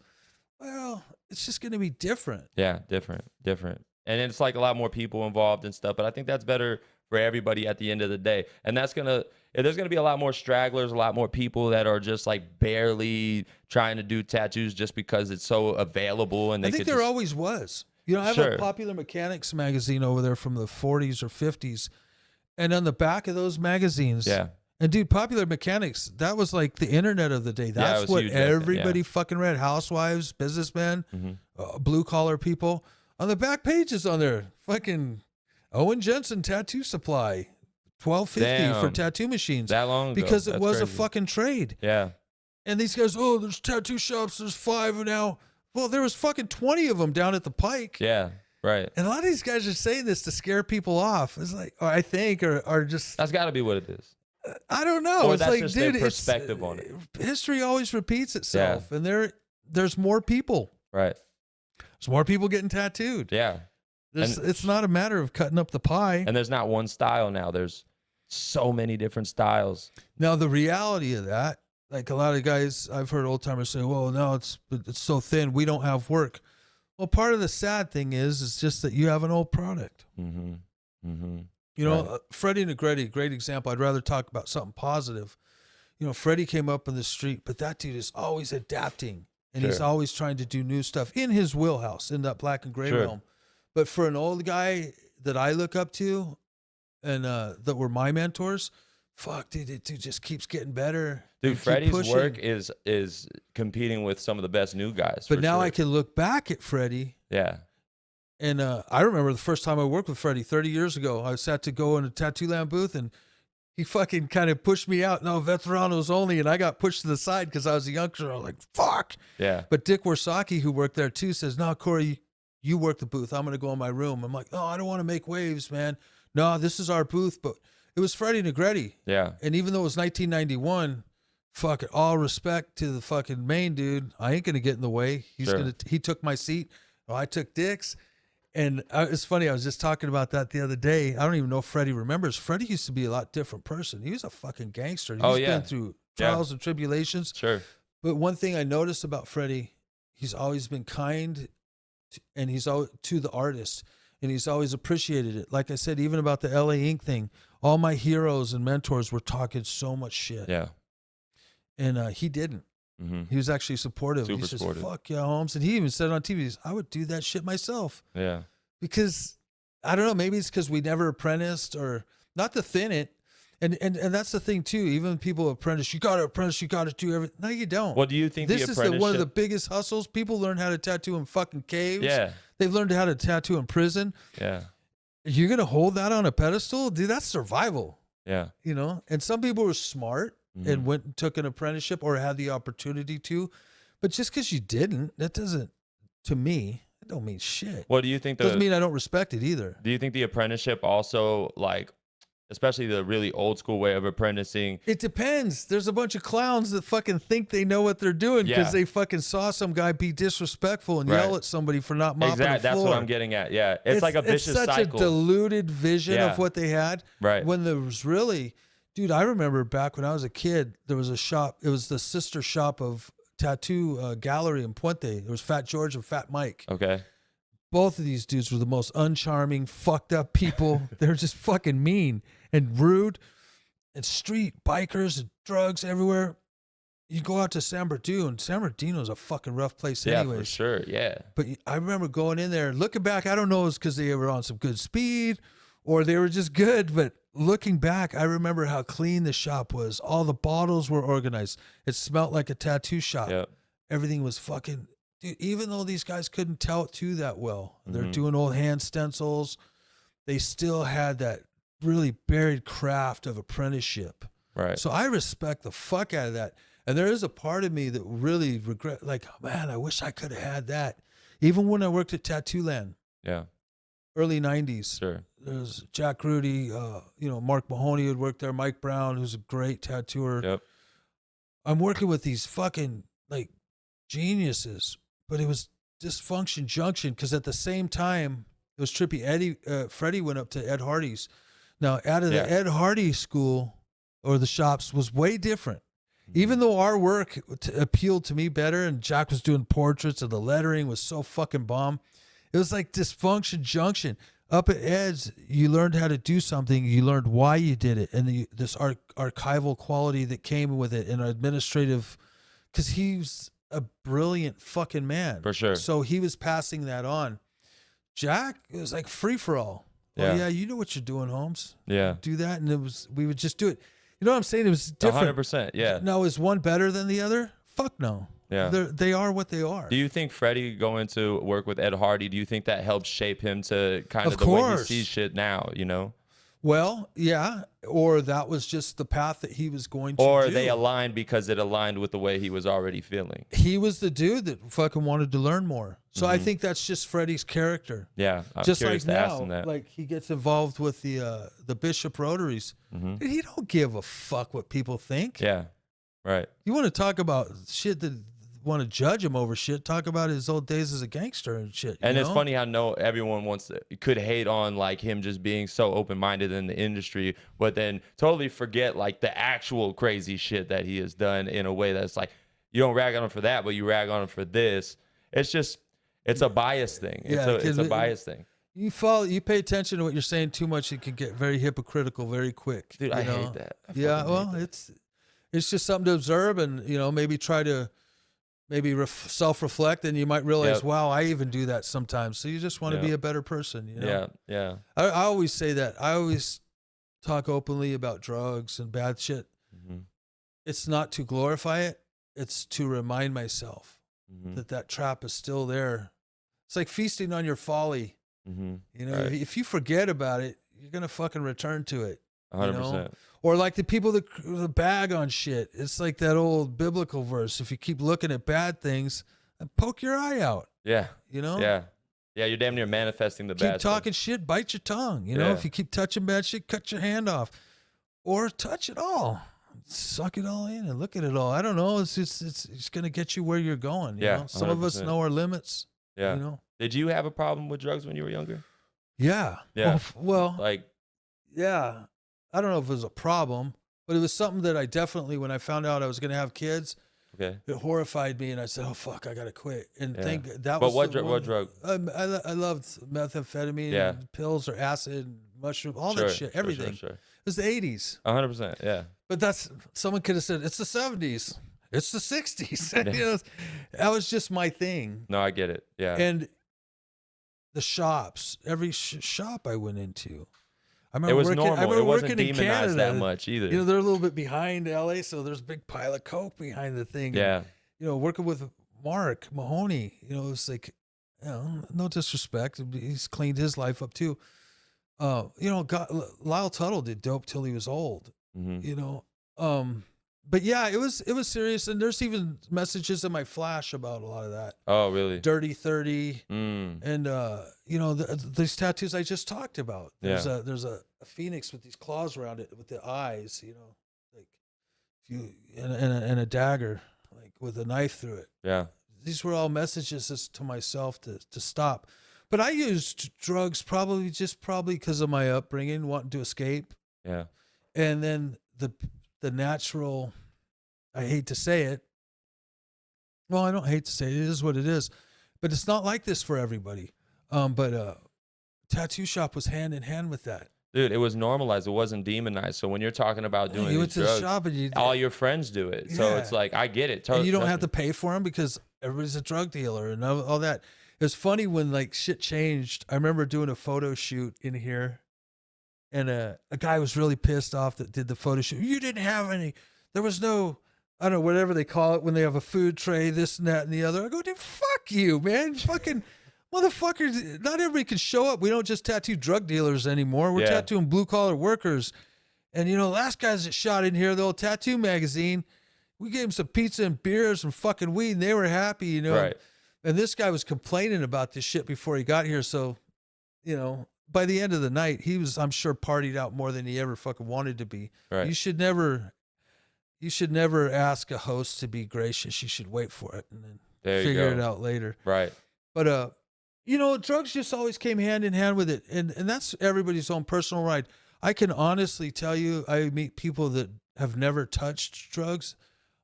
I just wow, I have this deep admiration. It's something I can never do because I Mhm. did it. Yeah. And once you know the feeling of what it was like and stuff, it's Well, tough I to, just admire people that never did it. Yeah. It's like really, like Yeah. never, like oh god, or sober people. I admire that. I do mean, you think they had a different environment than you though, or do you think they were that strong that they could be around the same type of environment and not do it? maybe I don't know. It's hard to say. Yeah. My sisters grew up with me, and they didn't turn that way. Mhm. So I think the environment might have helped it. Yeah. You Yeah, know, 100%. but anybody that knows, you know, coming up in the late '80s and '90s, there's just I don't, maybe not. Maybe for some people there wasn't, but yeah, there was a lot of drugs. Because it also could be your viewpoint because that's the world you were kind of like in. It was Because like there's the people I liked. yeah, that yeah, were exactly. around, So you like know? from your point of view, that was like you see it a lot, all this stuff. But there's plenty of people that didn't see it. There's plenty of people that were totally outside of it. But again, in tattooing back then, it was just hand in hand, right? Yeah, Yeah. And I think it's not much has changed, to be honest. I think the only thing that changed is there's a lot of people doing drugs, but they might keep it more low key. yeah. Because there's I notice there's a lot of people, you know, especially tattooing long hours, they like pills and all this stuff and coke, and they get on that and they might keep it a little more low key. They're not having like the pile of coke in the back break room, but they're definitely going to the bathroom and hitting the shit so that they could do a long tattoo session. See, the kids doing or the people doing drugs, it's a whole. It really is. It's a different generation. Yeah. Like, because I'm not hip. I don't go to the. I know that's a big thing in the scene these days, and people got to be really careful. You know, not to change the subject, but it was where I was wondering, like, wow, how is all this fentanyl shit happening? Yeah. Fentanyl's Why would fucking people crazy? want to put dope in a something that's going to kill them? Yeah. Because Yeah. if you kill your client, you know, it's kind of non-productive. Yeah. But then someone explained it to me. It's so addictive. Mm-hmm. They're putting it in the coke and other drugs just to be ruthless fucks and to get that sale, to get you addicted to And then it. they come back. They have to come back. Physically, You know? they have to come back to buy more because it says their body ends up craving that. See, the only people I can preach to is my kids. Uh-huh. You know, my kids grew up. I smoke weed still, and I like it. I never drank much as a kid. Thank God I was never an alcoholic. That's one of the worst ones. That's Alcohol, that's the word. because And it's it's legal. so accessible. Yeah. When you were going to go buy dope, you had to go like put yourself in a dangerous position. That was another thing with tattooing. They just bring it to you. Yeah. I used to joke like, I don't need to go out. Fuck, people bring me make it so whatever I easy need. It's for right you to here. do It's it. in the cabinet. Yeah. It's in here. Right. That did change. So when I had kids, for some reason, I found out I was going to have kids. I actually, the only time I ever took a month off, I went home. Mm-hmm. My wife at the time bought me an easel, and I just came out of my head and I fucking kicked. Mm-hmm. And I wasn't like I was a functioning.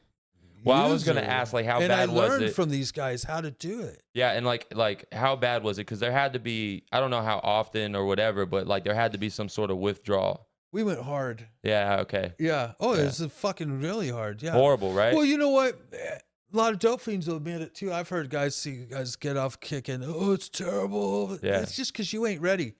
Yeah. Any yeah, drug, it physically takes usually a couple weeks. Yeah. It's more the mental thing. Yeah. The mental thing is what They even said drags it meth on. wasn't physically addictive, but it sure as fuck was mentally.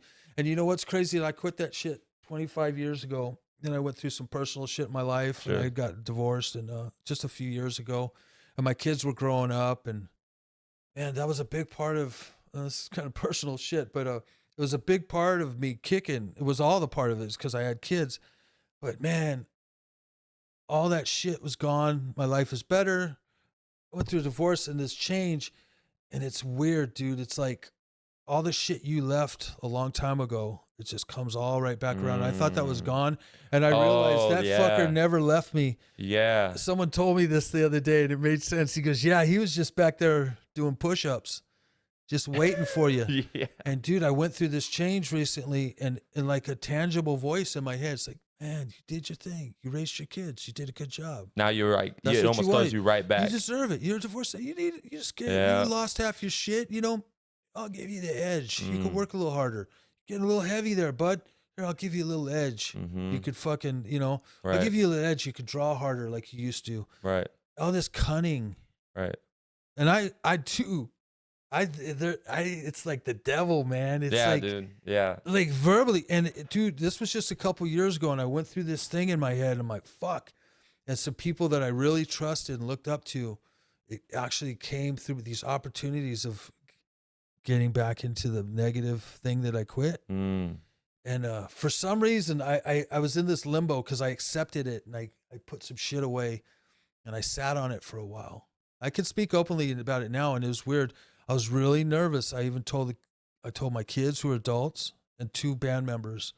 It's like, hey, I'm having these feelings, and they're like, why are you saying this? And I was setting myself up, Yeah. like, because I know if I fuck up, I'm gonna be an idiot. Yeah.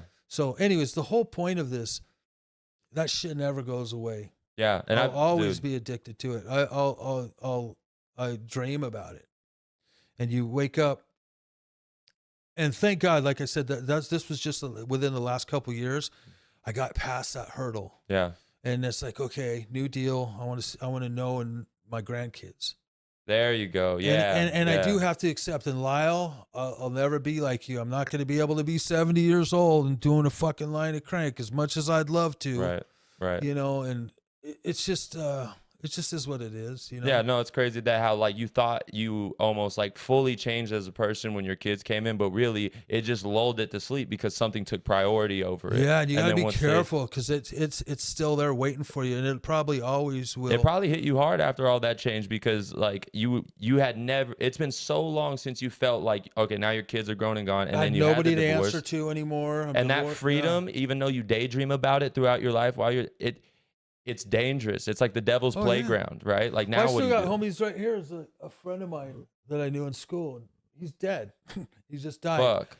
He OD'd on fucking fentanyl. I'm like, wow, there you Shit. go, bro. It'll still kill you. And even if you have those examples of like, obviously, there's no there's way. Mike Brown. There's fucking, 100%. so they remind you. Yeah. And hey, so I could die in a car wreck too. So, I would advise people not to do drugs. I like them, like even now it's so popular to do mushrooms and shit. And I think, Are you into that? Oh, I always was. Yeah. Yeah. Dude, I think mushrooms is dope, and I think and obviously your I'm a experience. different person though. It's different when you're 19. Eating Yeah. a fucking bag, going seeing Black Sabbath. And Well, there's recreational, and then there's like intentional. 56-year-old, yeah. Right, because I think with mushrooms especially, or anything that's kind of like that, whatever your intention going into it with is kind of the experience you're going to have. If you want to have this like fun, just trippy fucking experience where you're just like doing it recreationally, you could do that. Or you could also, people use it to, shake their perspective a little bit and kind of shake it loose. Yeah, I hear these scientific reasonings for all the drugs these days. I'm like, wow, that's it's real. Yeah, It's real. Yeah. And Well, then I've seen it. I've tattooed soldiers that are talking about shrooms. PTSD and stuff like that. I'm like, wow, that's a lot different than the reasons we were doing No, it. 100%. Yeah. And even my mom jokes about that too, because she's like, oh shit, back in my day, we would take shrooms for totally different reasons. So it's funny to hear you guys talking about it now. Even looking back, dude, I wanted to escape. Yeah. You know, No, that's everybody's got everyone's crazy reason. things. I had a good enough childhood, you know, but there was a lot of shit that went on. And look, you know, dude, at 56, you're still. I am. Mhm. Some people think they got shit figured out at 20. You know, Mm-mm. dude, I'm still learning shit Yeah. and learning about all that shit. And even the way I talk to my kids about that, like they grow up and I can openly talk to them about little certain things, but I've told them, hey, you do this or do that. You know, fuck college. You're going to be on your own Mhm. because I'll kill the motherfucker that sold it to you. Yeah, Well, for real. Dad, you For did all real. that. I go, no one told me not to. And yeah, I did. And if you think I'm a hypocrite, try me. Yeah. Fucking, I care. I care enough. And Yeah. it's dangerous now. And you're going to do what you're going to do anyways. I'm just giving you my opinion on it. Yeah, You know? 100%. Oh my God, I'm so blessed. I got 4 fucking amazing kids. 3 that I knew about. 1 I found 11 years ago. Yeah. So Found 11 years ago. yeah, That's we a were talking about crazy that story. earlier about Yeah. LA Inc. and all the craziness. Yep. I mean, what's the best thing that ever came out of that TV show? Someone asked me a while back, and And it's something that didn't even get the air on the yeah, show. I found a fucking kid. Yeah. Someone had seen me on there. It's like, oh, they knew and you know what? Maybe they never would have even told their son that I was their dad. But now that I'm this image of what they thought I was on TV, Yep. was the farthest thing that could have been the reality. And he was of it. already 26. I found my boy Dev. Yeah, about 12 years ago, 11 years ago, someone called me and said, "Hey, remember me?" And I'm like, "Yeah." And then a year later, says, "Oh yeah, hey, we have a kid." I'm like, "Oh my God!" Oh, that's got to be. And I have crazy fucking 3 feeling. kids that I love. Yeah. Yeah. With my every bit of my Were soul. you excited or was it like I a was crazy? shocked, dude. Yeah, and, it's and like the way I am, I'm a fucking negative creep, man. Sometimes, but I love life and I love people. But I've never been the most upbeat person. I've always been a little bit dark. And honestly, the first thing when I heard about him, like, oh my God, I got to find him before something happens. oh, I'm a total fatalist. Damn. I was so afraid I would die before I met him. Yeah, it's like all or nothing. Sounds it's like ridiculous. Yeah, for sure. And then there's other people like, oh my God, don't find him. They're going to want something from you. My mentor, Suzanne, 10 years before that, she had been looking for a son she'd given up for adoption. Oh, wow. Yeah. And this was a start of our personal story. And I remember telling her, hey, did you ever find your son? She goes, I'm not going to find some grown man that's going to blame me for every fucked up thing in his life. And Fuck, dude. you're my son. And like, wow, that's trippy. Well, it's easy to I thought dismiss you it in wanted to that meet way. him, and it was a different time Yeah. for her. She had had a baby, and her family talked her into giving him up for adoption because she had the whole life ahead of her. Yeah. All these years later, she was feeling guilt, and for some reason, she did stop the search for her son, and she died right after that. So there's something, I think, subconsciously that maybe she knew. I'm very bizarre. I'm a dreamer. I've talked to Suzanne quite a few times since she's died, and I believe that with my whole heart. Sure. You know, people could think it's your imagination. You think what the fuck you want. Yeah. You know? It's faith. But it was really you. Believe in it. You felt That's what I believe. You felt that energy. And I remember talking to her about that. And it's so funny when I found out about my son, I could hear Suzanne saying that. Don't find this kid. He's going to blame you for everything. And I immediately like, oh my God, I need to find him. And I did. I fucking found him. I walked up to him right on the street and said, hey, dude, I think I'm your dad. And like, what the fuck? And Fuck, here it is 11 years later. We just went to a concert the other day and he's playing music with dudes I was playing music with fucking, you know, all those years ago when he was born. Full circle. My son just did a record with George Lynch. He was in the Dock-In, and I guess a real big 80s band. And there was an adolescence punk rock band from when I was a kid, and he did a record with those guys, and they're old guys. Right. And for some reason, this soul gravitated that way, and I had nothing to do with it. Yeah, and then you were talking about how the nature took over the nurture. Yeah, and it's so I look at crazy this how kid. that He works. rides a motorcycle. He's dressed in black. He's a little weird, and I was like, "Fuck, my boy." And he turned out like he was, and he was also raised by a stepdad, right? Yeah. And it's like he obviously, because from what you told me, what that guy was like, he took more from like what your nature is. Yeah, than it even said, his yeah, stepdad. nature overruled the nurturing. Yeah. You know? That's crazy how that works, how that could even happen. Like that. Yeah, going back to How that, the universe the works. whole TV thing. That's the biggest thing that I got out of that was my son. Right. You know, and people were like, what the fuck? Yeah. You know, we're talking about tattoos. Yeah, this and that, they expected whatever. something so different from that. Like, oh, it was a great exposure for my business. No. It was way more personal than that. No, yeah, Yeah. that was a trip, man. I love telling my musician friends about that Mm-hmm. because they all think, oh fuck, that tour back Yep, in the yep, day. And yep. they all think, what is one of my musician friends? Oh, you had a Kenny. I go, what's a Kenny? It's a road kid. So when you're out on the, I go, no, it wasn't even like that, man. You know. A fucking road kid. That's hella way to put it. And then when you label But it he's like that, 36 now. And he's a grown ass fucking man. dude, you that's know? And crazy. yeah, I have 4 kids. Does he have you have grandkids? No, not yet. Damn. I tease him and say, not Tell that we him- know about yet. Yeah. But Maybe he got some Kennys. yeah, maybe. Fuck, what the hell?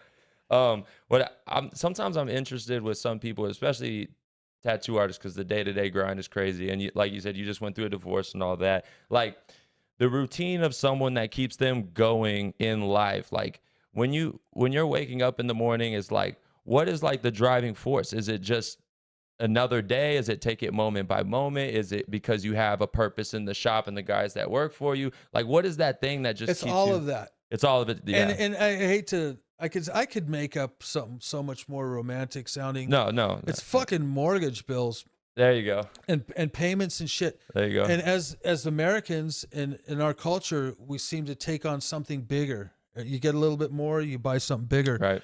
LA Inc. They didn't pay us a lot, but I was such a frugal dude and used to make it my own way. I used to just file those checks and I put them away, and they're like, whoa, after a while it added up. And I spent all that money on a bigger house. So now my house, I still had a 30-year mortgage. It's just twice as much. Right. And Right. so is everything else. You know, if I would have stayed where I was at, my house would be paid off maybe, or who knows? Right. I stay where you don't know what the fuck you're going to get into. But my driving force, it's funny you ask that, because at 56, I'm waking up and I'm thinking, fuck, I need an exit strategy. I've built so much. I got these 5 dudes relying on me to have a place. I got this building that I have to pay for. I got my mortgage. I got my dog. I got to wake up and fucking clean the shit in the morning because we got a puppy. And Yeah. the most unrock and roll lifestyle. I got my 20-year-old boy. My 2 girls moved out, and make sure he's Well, good. it's always less glamorous than people want to make it out to be. Yeah, it's a Everyone's job, life is man. a sort of the same in a way. People are glamorous. If you're glamorous, and you're going to live a glamorous life, probably, you know. I'm just kind of right now, again, that fatalist in me Sure. is thinking, dude, what makes you happy? And Right. and it's kind of funny. I really don't know. I playing drums makes me happy, Yep. and making artwork makes me happy. Like when I sit up at night and I'll doodle Yep. and just make artwork. But I put a lot of my life into tattooing. I've showed up at this shop every day, and that's what made me a good even whether it was on TV or not, I'd still be busy. I'm not being a cocky. 1991, I opened my first shop. Okay. 6 years before this, Mm-hmm. and I've been busy ever since. Yeah. The time I wasn't busy was when I took a month off to kick, Mm-hmm. and the time I wasn't busy was when COVID happened. Yeah. They shut us down here for 8 months. We're threatening Damn, to 8 fucking months. take our license and everything. Of course, we fucking Oh yeah. covered it and Block was it out. sneaking in the back. Yeah, we did that. And I too. don't say that as an irresponsible fuck. I never want any to get sick. It was just what we were seeing in our culture. Everybody, you know, who was coming in here was cops and firemen and doctors, and like, so we still don't know. That's Yeah. all, whatever. You know, I know it That's was a in a real gray- it's thing, a and I gray know area. people that died from it. Sure. So for I would, sure. I mean, dude, to this day as a tattooer, I still think about the tattoo I just did. Like, oh fuck, I hope it heals right. And Yeah. 2 weeks later, oh, it healed good. Yeah, it was fine. It's like, oh God, like really, bro? You worry about that? Yeah. Yes, I will lose sleep over it Yep. to this day. That's crazy. Yeah. Oh yeah, dude. I've never been Because I've always wondered if that positive you ever. about myself. did I've you ever always been get a past negative that? fuck. No. Yeah. No. And Yeah. even in the beginning, 10 years of tattooing, I was telling my daughter this recently. Dude, there's going to be times you feel like you forgot everything you know. And it's like it's a foreign instrument, Yep. man. Yep. And I think I keep trying to tell myself, like, especially during those high anxiety moments where you're just so criticizing yourself before, beginning, in the middle, and after the tattoo and stuff. It's like, try to rely on your muscle memory, because a lot of what you're going to do in this moment, it is up to your muscle memory and stuff, because a lot of it's just going to happen as you're tattooing. And if you get into this mode where you're just overthinking it and stuff, you're going to get so fucking like, and it's just going to not feel good to tattoo. And even analyzing how I am now, if I want to take an opportunity of people listening to this, I think I'm making a mistake and I'm acknowledging a lot of my Sure. negativity. And there's, as much as I like being that way, and I've been known for being honest and feasting on my folly and admitting my bad things, I've met people that don't talk about the bad things Mm-hmm. and they keep it all positive. Right.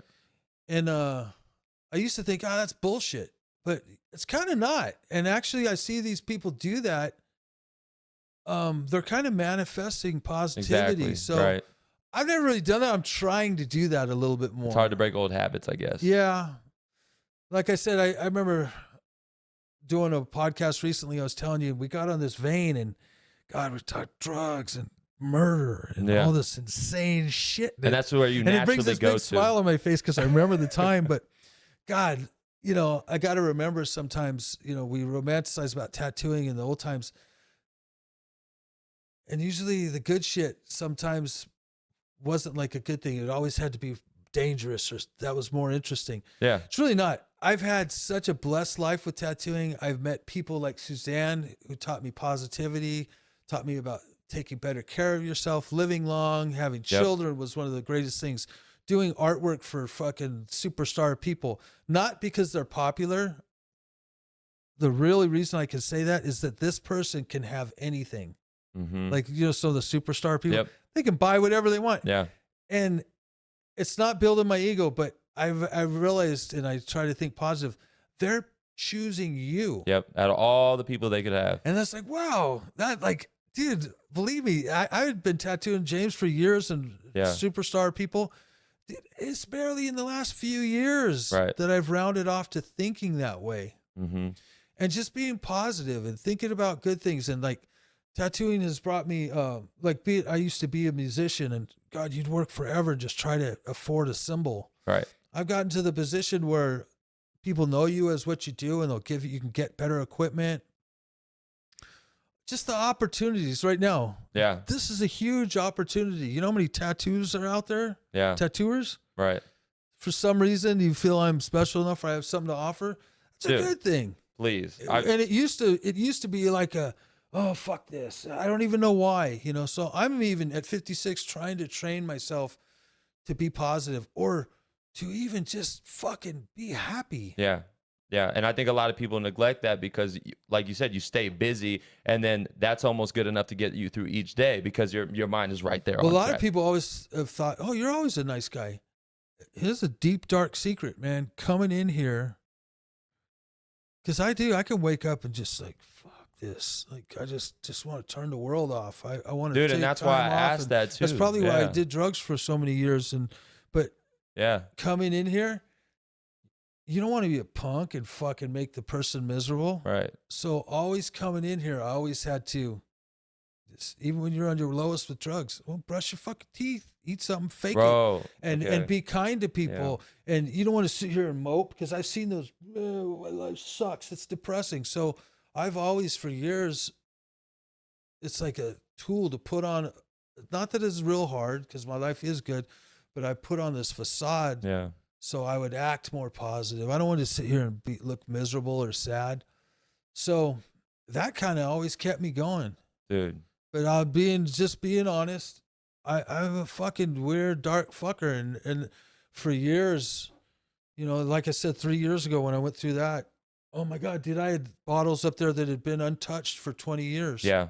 Because I'm not a drink. I drank all that shit. Yeah. In 3 months. Damn. And drinking all that alcohol and being functional on it probably opened the door for that little demon to come back and say, we got you. The little gateway. Yeah. So all you cats that ain't using drugs and that are vegan or taking care of yourself and eating healthy, fucking right on, dude. Yeah. That's punk rock right now because there's all this temptation.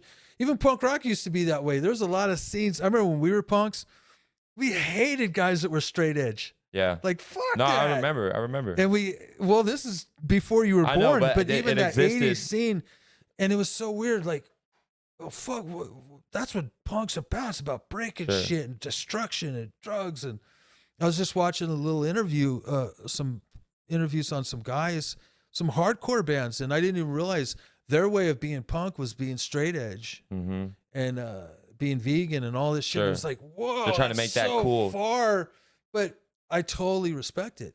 And it started reminding me. I remember being a kid. There was a couple of guys that would hang out with us, and we'd go pick them up, and they leave the house in their good clothes, and we go out to the Grove, and they had this one guy, Dave. He had a box, and his punk rock clothes were in there. And my friends, oh, he's a fucking poser, and blah blah blah, and they hated on him for it. And I'm like, dude, but he's got like food in there, and Yeah. He's living the best of the both. You've been of the in worlds. his house. He's got all that good shit. Yeah. He's choosing to come out here. So yeah, because he's a pussy. His parents won't let him. I go, yeah, but even, honestly, as a teenager, that used to bug me, and I'm thinking, fuck, dude, this guy's got a good life, and he's choosing to come hang with us. Yeah, exactly. Yeah. Flash forward 30 years. I remember talking to my buddy about that. Dude, his life was fucked up in his house. And just because they had money, Yeah. you know, it doesn't make shit different. There's all kinds of dysfunctional shit. So I always So he admired related the guys. to you guys too. Yeah, That's maybe why he couldn't wanted to do be it a in part front of his mom, but Yeah. he still wanted to. Or even back then, I knew dudes that never used drugs, and they were fucking nuts. Yeah. And I was like, God, I wish I could be crazy without that, you know. But I remember getting clean when I did 25 years ago. I called my buddy Tom Tilden. He's a tattooer, and at the time he was clean, and he's crazy. He just do stupid shit, and he was fucking nuts. And I was so afraid, like, oh, if I don't do drugs, I'm gonna be a boring fucking turd, you know? Right. So I called Tom at 1 a.m. I'm like, bro, I'm like, my fucking last fucking, I'm, you know, just burning the shit and trying to quit. Like, dude, how do you do it? And I remember he tells me, yeah, it's kind of easy, bro. You just said you're quitting. Just get rid of the ing. Just say you quit. Don't say you're trying to stop. Just say you stopped. That's how you talk I'm like, to are you yourself. serious? He goes, I'm dead serious, Yeah. bro. He goes, that's what'll do it. He goes, are you fucked up right now? I'm like, yeah, dude. I'm just really fucking mad. I'm just like, fuck, I got it. I've been trying for years to kick this, and I'm gonna have kids. I'm gonna quit. So yeah, just stop saying you're quitting. Just say you quit and trick your brain. He goes, do you want to go shooting? It's like 1 a.m. So random. Do you want to go shooting guns? I go, what? Yeah. Like, did you hear? And fuck, we went out shooting. You went? And I was like realizing that's how crazy he was. Yeah. Spontaneous. I'm at the fucking end of my fucking rope with this fucking drug shit. Mm-hmm. And even knowing I was quitting, I was doing more and more, like forcing it all in at the end. And it's just weird. I don't know why you do that, man. Yeah, I don't know. It's I don't just know a either. self-destructive thing. Sure. But it was a good lesson to me. Like, wow, you can be sober and you can still be a fucking nut. Yeah, 100%. I mean, your personality is going to shine through. And just because you did the drugs, it's like, I mean, when you're sober, especially if you get used to being sober, because I'm sure it took you a while to get used to that baseline I'm still feeling not. of being. I still drink a ton of coffee. I Dude, still smoke a bunch of stimulation, weed. right? Now I'm Stimulation. starting to drink whiskey again. Sure. I'm starting to enjoy it. But you can enjoy that on a different level now. yeah, and It's I not- also realize the devil takes on a lot of different forms. And I'm saying devil, not in the biblical way, in the demon way. I However get what you you're want to saying. fucking go, Vices, whether yeah. you believe or not, I think there are forces out there that drive us. You know? Sure, 100%. Yeah. And I'm glad we touched on this because this is a huge thing that in my personal life and also that I preach to a lot of people.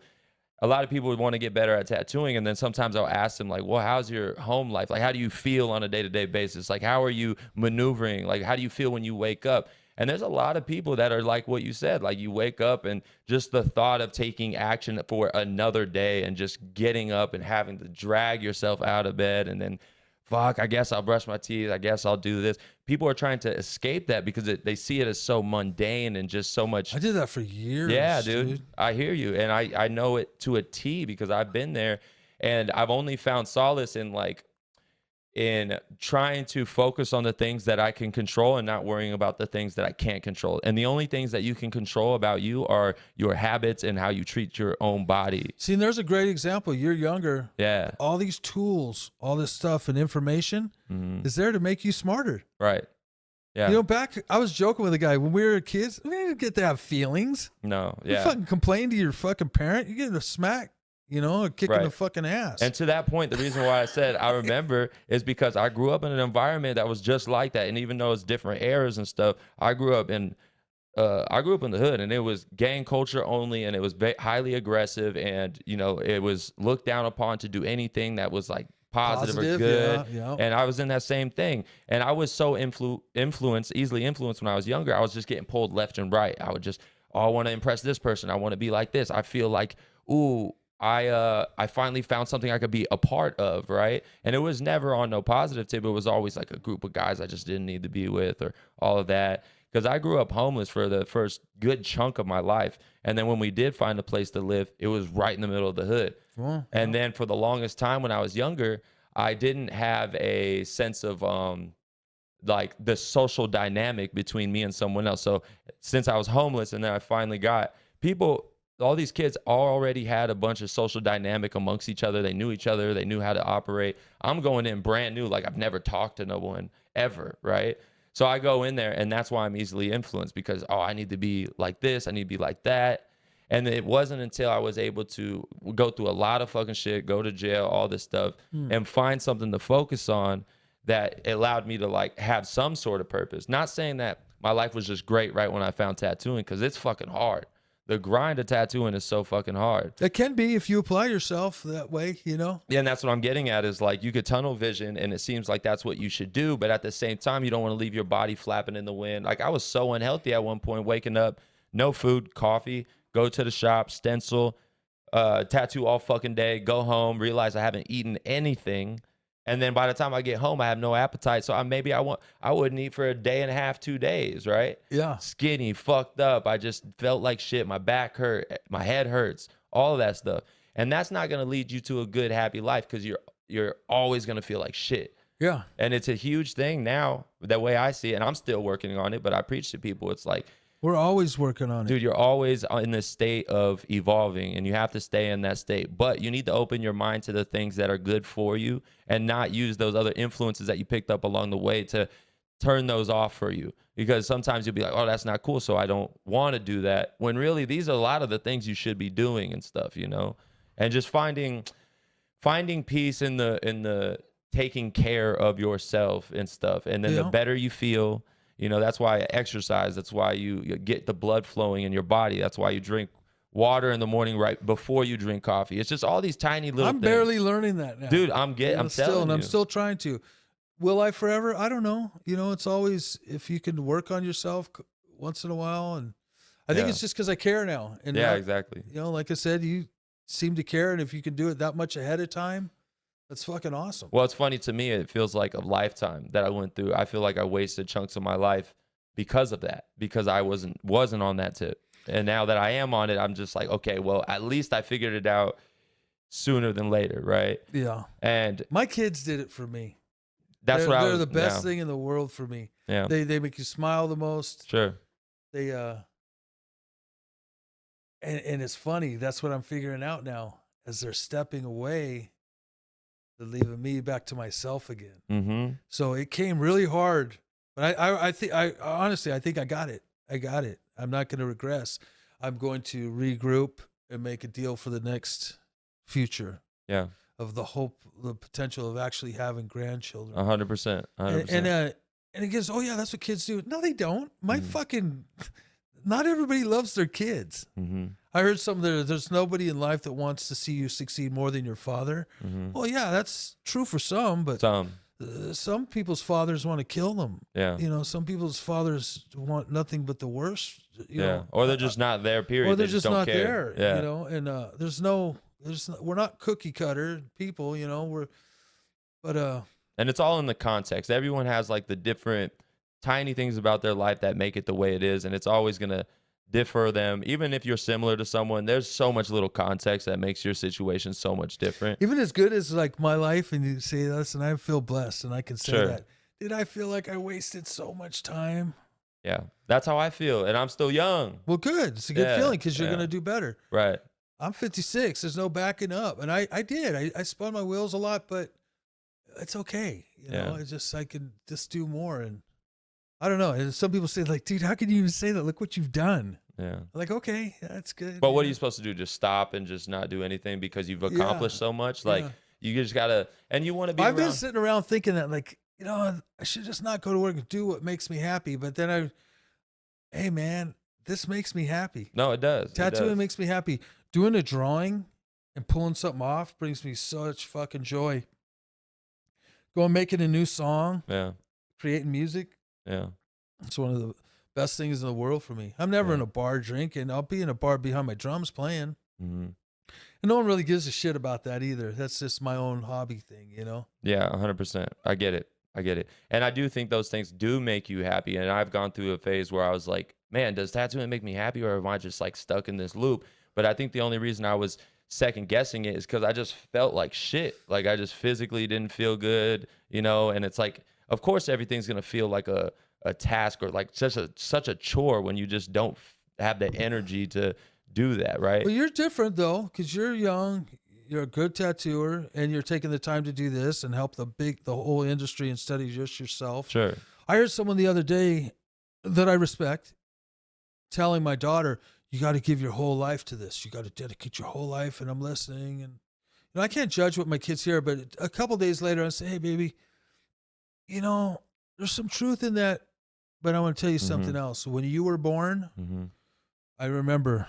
I was going to Japan. It was 1999. I was like, oh, fuck this shit. And I stopped traveling. I went to Japan. I felt so bad and said, I've been doing this for a long time. And I stopped traveling for quite a few years and stayed home with my kids. Right. And I said, hey, you don't have to give your life to it. You need to dedicate yourself. You need to respect it. You are altering someone's life forever. But it's maybe the fact that it's a different time. Shit's more accessible. So you don't need to be so figuring everything out. And I don't know if I'm telling her the right or the wrong. I'm just trying to be her dad and let her know that life is more important than anything. Balance. And you don't need to give your whole life to tattooing. Yeah. There's some people that do, and maybe they did at that time. But you need to do what you're doing. Go on your hikes. Yes. Go focus on the dogs. You love the dogs. Find out what really makes you happy in life. And I just had to reiterate, and I used to probably think the same thing, and people did think that. I lived it. My tattoo shop was in my living room. Right. Yeah. Everything. Only reason I ever got on a plane ever was to fly to New Orleans for the first time. And yeah, it engulfed it, but I had to remind her, it's like, no, my most important thing in life was having you kids. If it wasn't for you guys, I wouldn't have stopped doing all that bad shit. Right. I wouldn't have ended up where I was at. I wouldn't have been able to go to, I don't know. I doubt that they probably would have picked me to go on TV if I was, I used to go out back every day to smoke a joint, but I wouldn't be in the bathroom smoking shit. Yeah, right. Just being honest, you can't run around with a felony in your pocket all the time. And that's what I had done for years. And I said, well, I got away with it this long. My kids don't deserve that. But I know plenty of people that have kids and went to jail and abused them and abused themselves. So again, you don't get a trophy for not being a fucking moron. You just get to live longer. Yeah, no, exactly. That's the reward. And you don't really get to feel that and reward some people until are it happens. righteous and good people and good fathers and good mothers and love life and take care of themselves, and they still die. Yep. So you only got the time you got, man. You better fucking use it. Man. Memento mori it stands for everybody. We all must die. And then at the end of the day, good, we're all the bad, the ugly, the doesn't beautiful. matter. It doesn't matter. And then everything in the future, like the world's always going to be the same. There's always going to be good, bad, ugly in different shapes and forms. Fucking ancient Rome, there was good, bad, ugly everywhere. You think now is any different? It's just like a different era, different time, a different theme to life.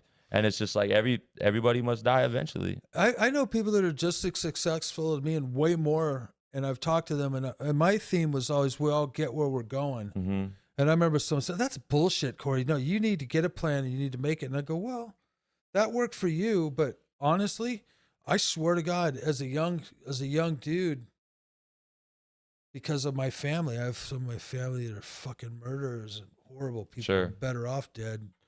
And I wish they would die, some of them, And faithfully, luckily, I'm not that fucking dude. Yeah.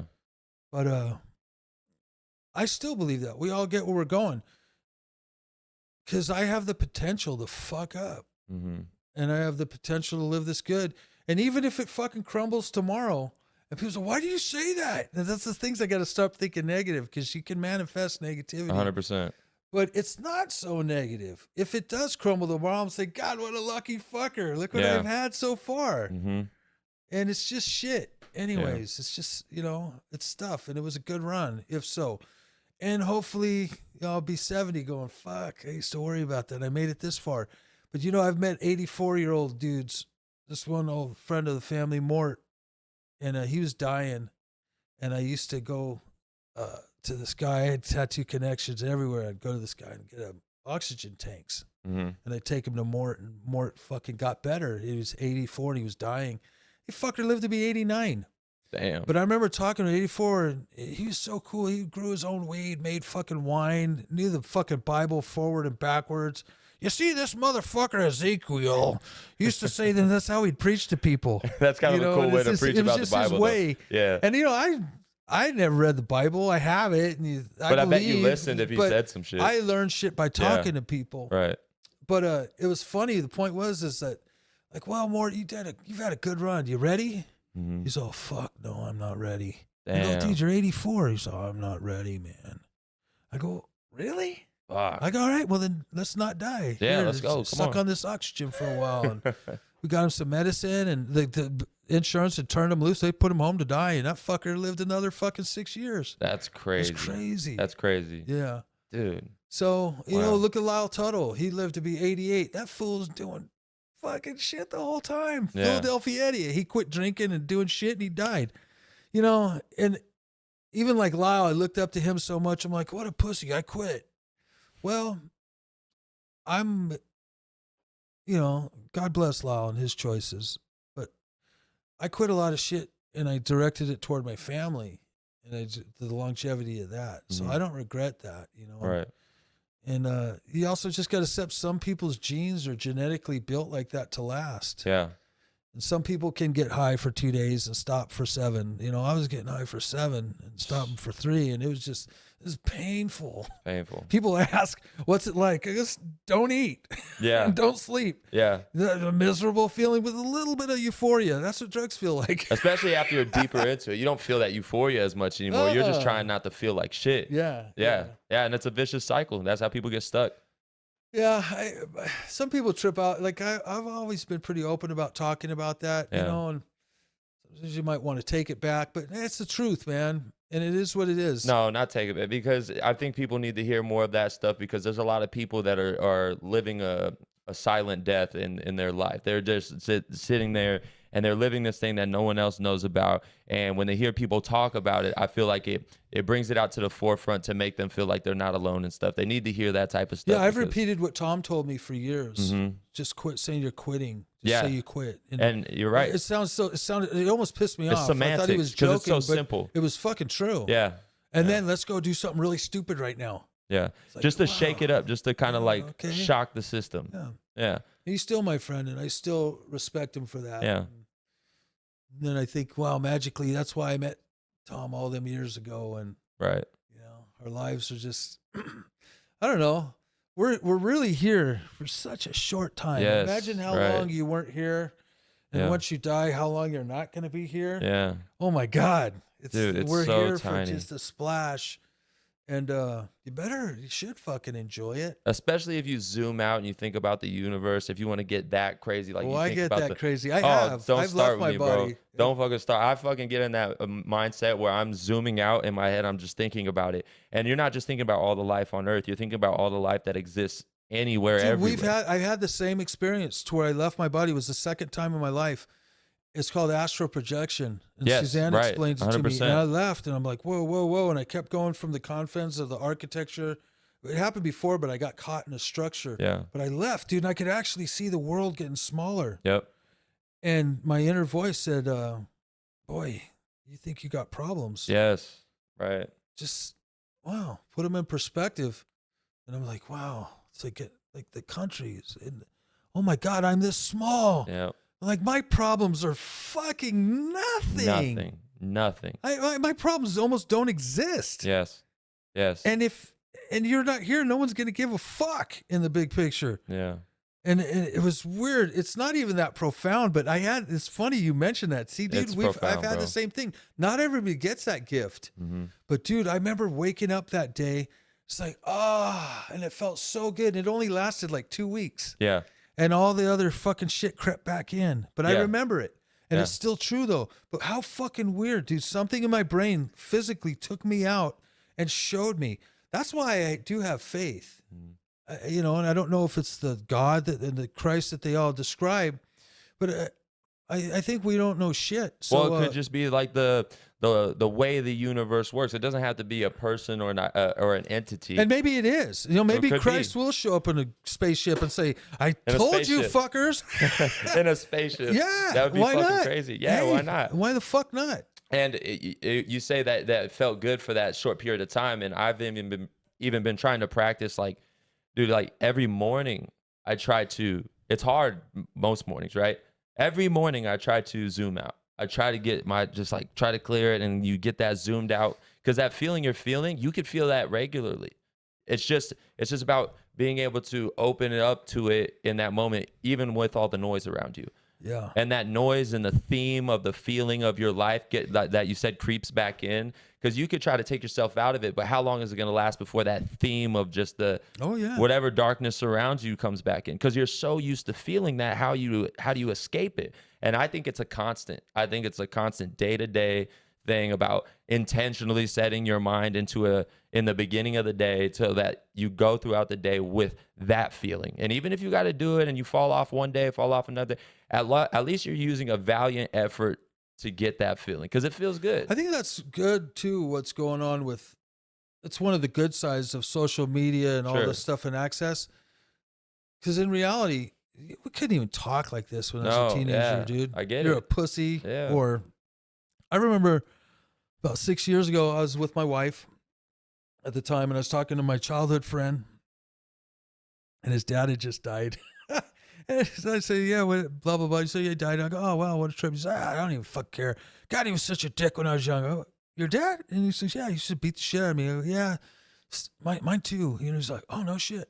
You know, it's like, blah, blah, blah. And we're just casually talking. Yeah. And then my wife's like, wait, what the fuck? And I'm like, what? She's like, haven't you two known each other your whole lives? I'm like, yeah. You guys never knew that your dad's like Right. beat you guys? I was like, no. You're like, we would never talk. Why would we complain about We're that? 50. Well, you just assume everybody did that. Yeah, 100%. You know? 100%. And it's funny, even after all these years looking back, and then maybe some kids do need an ass kicking. Dude, I raised 3 children, never laid a hand on them. Mm-hmm. I didn't beat my wife. You know, I felt like choking her once. I'm sure she felt like killing me too. Yeah, trust me. fantasize about it a little bit. It's joking about all that. Yeah, but yeah. you know, it's funny, and it's the typical scenarios. And some people will grow up and they will repeat what they've seen, Mm-hmm. or they will grow up and thank God, or whatever powers to be, or thank me, or think. I believe there's a higher something. Sure, I think of course. think we have guides. I've talked to Suzanne. Yeah. I've talked to dead people. You know, and there are these driving force. And to me, I just look back, and there was even a time that I tried to thank my dad. Mm. Like, hey, man, I'm glad you did all this, because now I realize if I act like you, I'm going to be alone like you are. 100%. And, oh, fuck, dude. If That's pretty my profound, kids though. weren't around me and didn't like me, I'd use again. I'd be dead. I wouldn't give a fuck. Yeah. They're like, honestly, for some reason that, you know, that should be that way. That my kids brought the biggest joy to me, and creating art or creating a good song. Mm-hmm. And maybe that's just it. I think with us, creation, and Yeah. some people don't have kids. And again, like I said, I meet people that never use drugs, that don't have kids, and they're married and they're happy. I don't get all that. Yeah. I think I've always needed glue, or needed something a little extra in life to be an example for, not let down. And that sounds a weird thing. I need to be somebody to not let you down.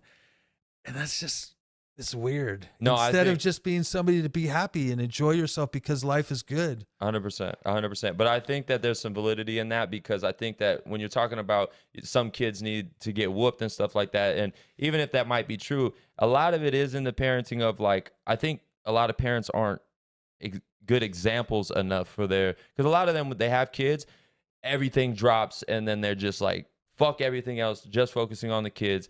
And I'm talking about their whole life, their whole identity, their whole dreams, their whole pursuit of them feeling good and all that stuff. And that seems like a proud thing to do. But at the same time, now your kids lack an example of what it is to live healthy, happy, and stuff like that. And trying to, and sure, you might not be That's home. why I'm reminding my daughter, if you're going to get it, no, right. you don't need to give your life to it. Yes, exactly. Right. And that's kind of going against what you just said. I gave a lot to you, but on the same hand, I also was very blessed, and I had the freedom to go live my life Yeah. and be a tattooer Yeah. and do all these things. Yeah. You know, But you obviously had set an example for your kids, and it doesn't always so straightforward as like you live this perfect life. It's not about that. oh no, I No. always tell them shit what I did. If Yeah. anything, that adds a little bit more character to the example they have, so they get to basically live vicariously through whatever experience you had, and then they could take those lessons, and those are very potent because I grew up without a dad, and I feel like I struggled with the masculine side of just the maneuvering through the world and like being your own man and being your own person. And it's But he really could have tough. brought you bad examples too. You don't know. You don't know what it And I wasn't wouldn't there, so change you it. don't know. I wouldn't change Me it. neither. It's man. just I knew that I had to make up for that somehow. So then I constantly was searching that through. You know, I had to learn a lot of stuff the hard way. And then on top of that, I've always searched out like mentors and stuff. I've been blessed, not in tattooing. I'm talking about life mentors, people that are very wise and people. My that absence of my father, I realized later, or I credited that. I don't know Yeah. if that's why, but these certain men in my life Yes, that exactly. I really, It is. I had this friendship with. Mhm. And I wish I did. I meet guys that come in with their dads and get tattoos. And That's crazy like, to me. I to think. like that. I mean, Yeah. it's like, wow, what an interesting concept. You know, 'Cause my it's- dad's still alive. I can't be in the same room with him, but that's really You can't hard. be the It's same. yeah, it sucks. You know, it's one of them things, and that never even leaves me. I have all this torment. It's Dude, constantly. And it's just a We part of do, you. It's you a know? part. Yeah, and you fantasize about what it would be like. Like I said, not that I would change it or anything, but you just it's just more about self-awareness. Like what changed me, what pain points did I have growing up and stuff, so that I could address those and I don't let it like fester. Because sometimes people will use drugs, do this, do that, do bad things, and it's all stemming from just something small they don't understand about themselves.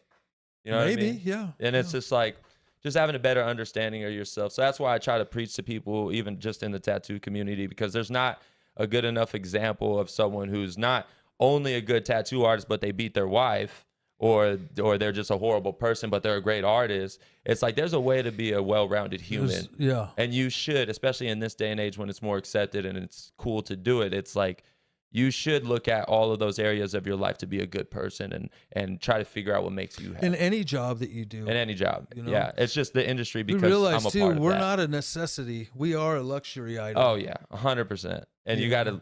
you gotta appreciate the fact that people still come and get work from you and all of that stuff and be gracious. So yeah, gratitude and all that stuff, man. It goes a long way.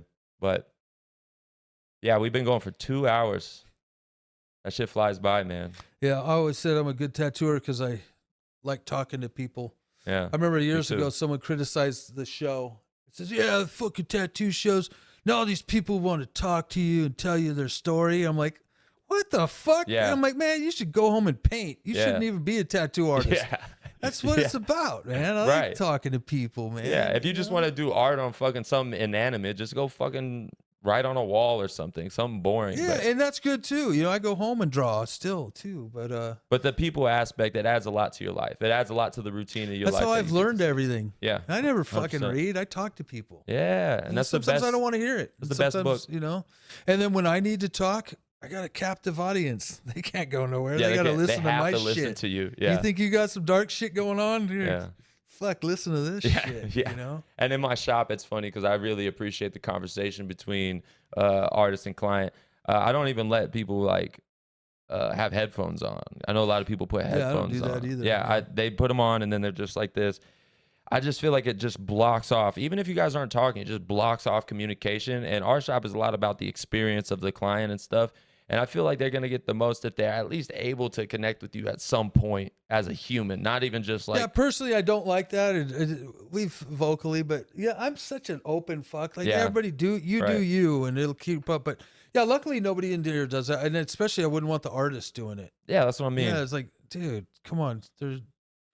You can just shut up, but you don't need to. But I remember saw some guy recently was working with Robert Hernandez, Mhm. who's insanely amazing artist. Yeah. And this other artist he was with is on another fucking level.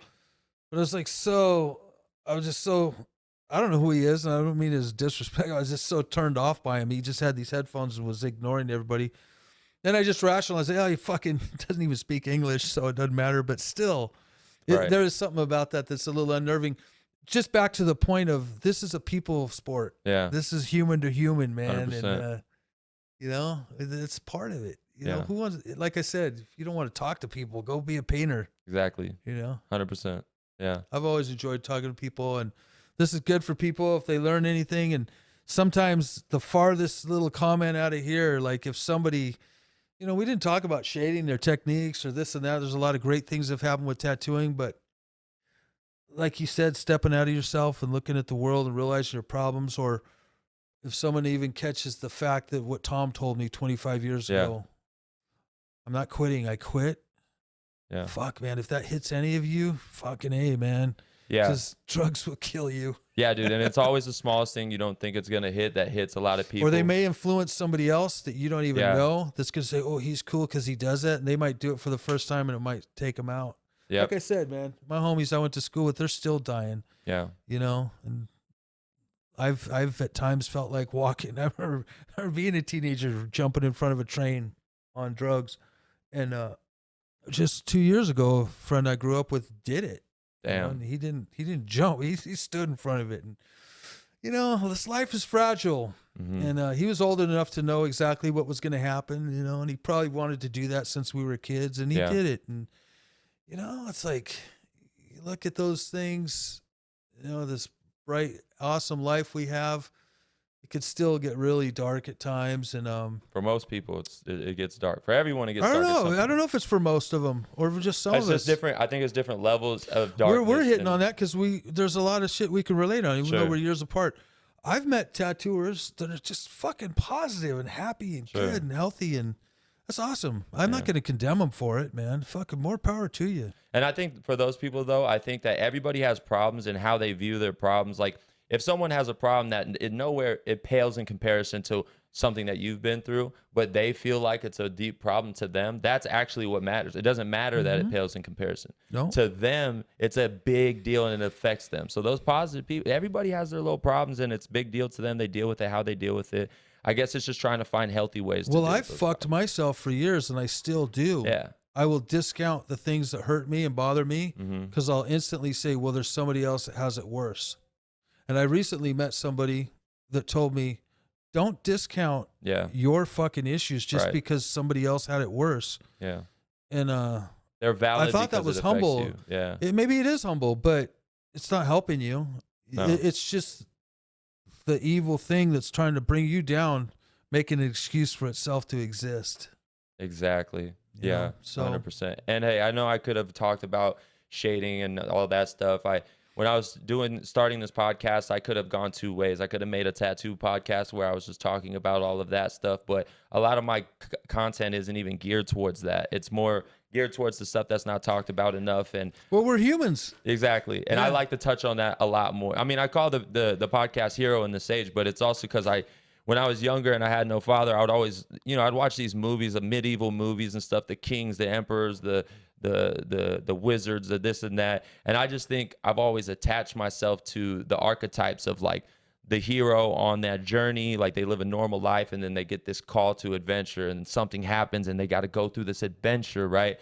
But along the way, they need those like sages, those wise people that'll give them the gems that they need to go and accomplish their stuff, right? Yeah. So there's the hero and the sage, right? And I've always loved the idea of being the sage, but I had to go through a journey to become that. And then it's a constant journey. We're all in a constant journey, right? So I think that me theming it that way makes the conversation open to more, like you said, human stuff. And I think that lacks in the tattoo industry. I want everyone to know that we are all more alike than you think because we are human. Yep. And we need to talk about those things that even in the tattoo industry, when it's just like totally not talked about, we need to talk about them so we know that they're real. And remind yourself, you really don't know a lot. Yeah. Man. That song, All I Know Is I Don't Know Nothing. Yeah. I remember one time when Suzanne passed away, an experience happened and I had talked to her. And years later, I was talking to Good Time Charlie. And I was telling him about the situation. It doesn't really matter the situation, but I was telling him about something that had happened. And it happened about talking to spirituality, talking to dead people. Yeah. And he was using the Bible as a reference, and he told me this shit, and we're smoking. I'm thinking, well, fuck.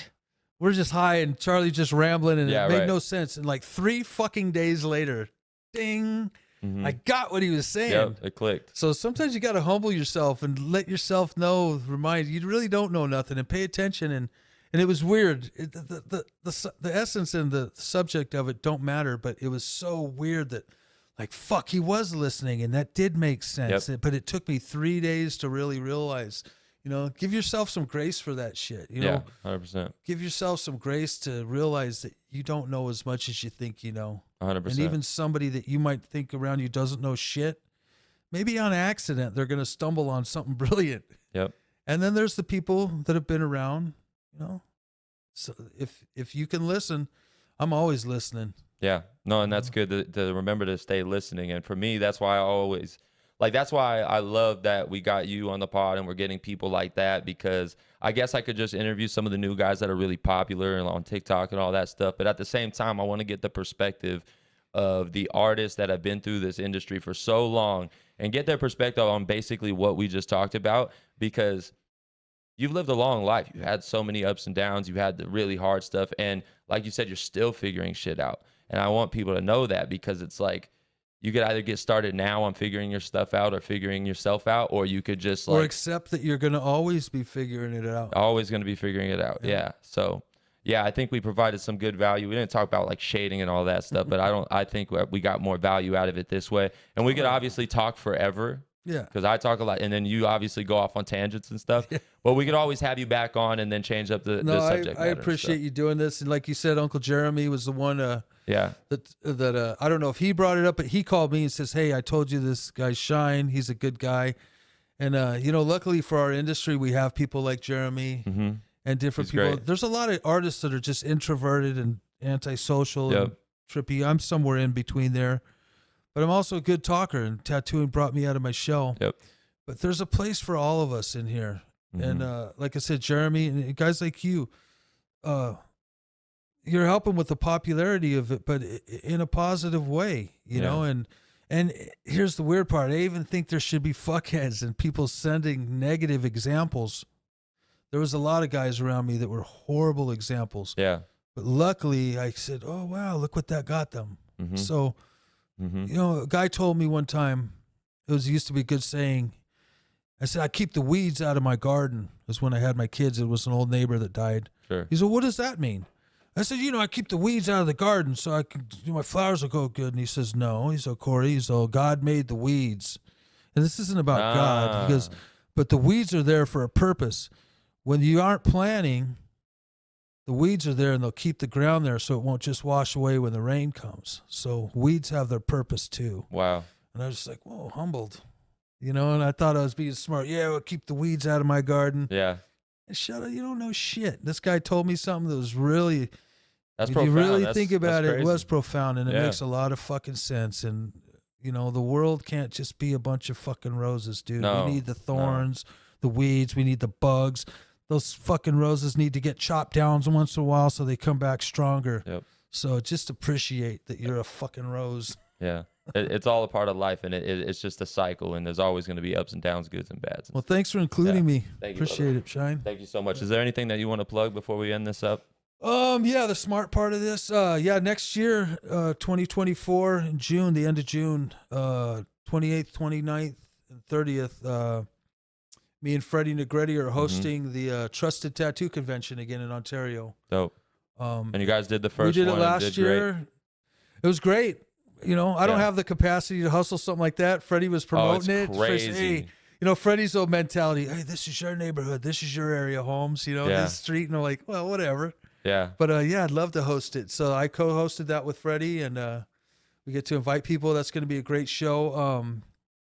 If you can make it. Also, the Tattoo Heritage Project, Good Time Charlie and Jack Rudy, Chuy Quintanar, Carrie Barba, Lucky Bastard, JD Crow. We're all involved in this.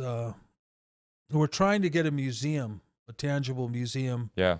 And it's an incredible amount of work. I'll admit I'm not doing any of the administrative thing.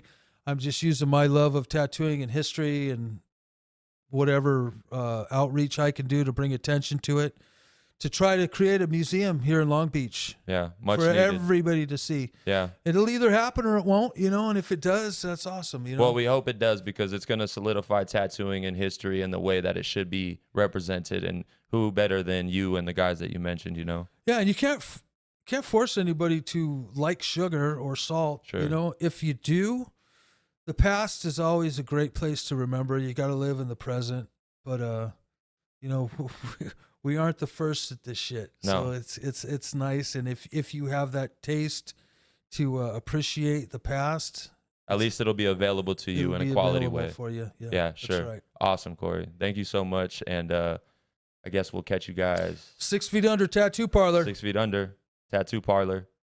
Make sure you come check him out. This is a OG shop. He's been here for fucking how long? 28 years here. 28 fucking years. I didn't even talk to him about how he was able to day to day keep the same location and all of that stuff, because that's a whole fucking show up and treat your clients good. Treat your clients good. And throw the bad ones the fuck out. And get them the fuck out of here. All right, guys. We'll see you on the next episode. Thank you for joining us. Cool. Damn.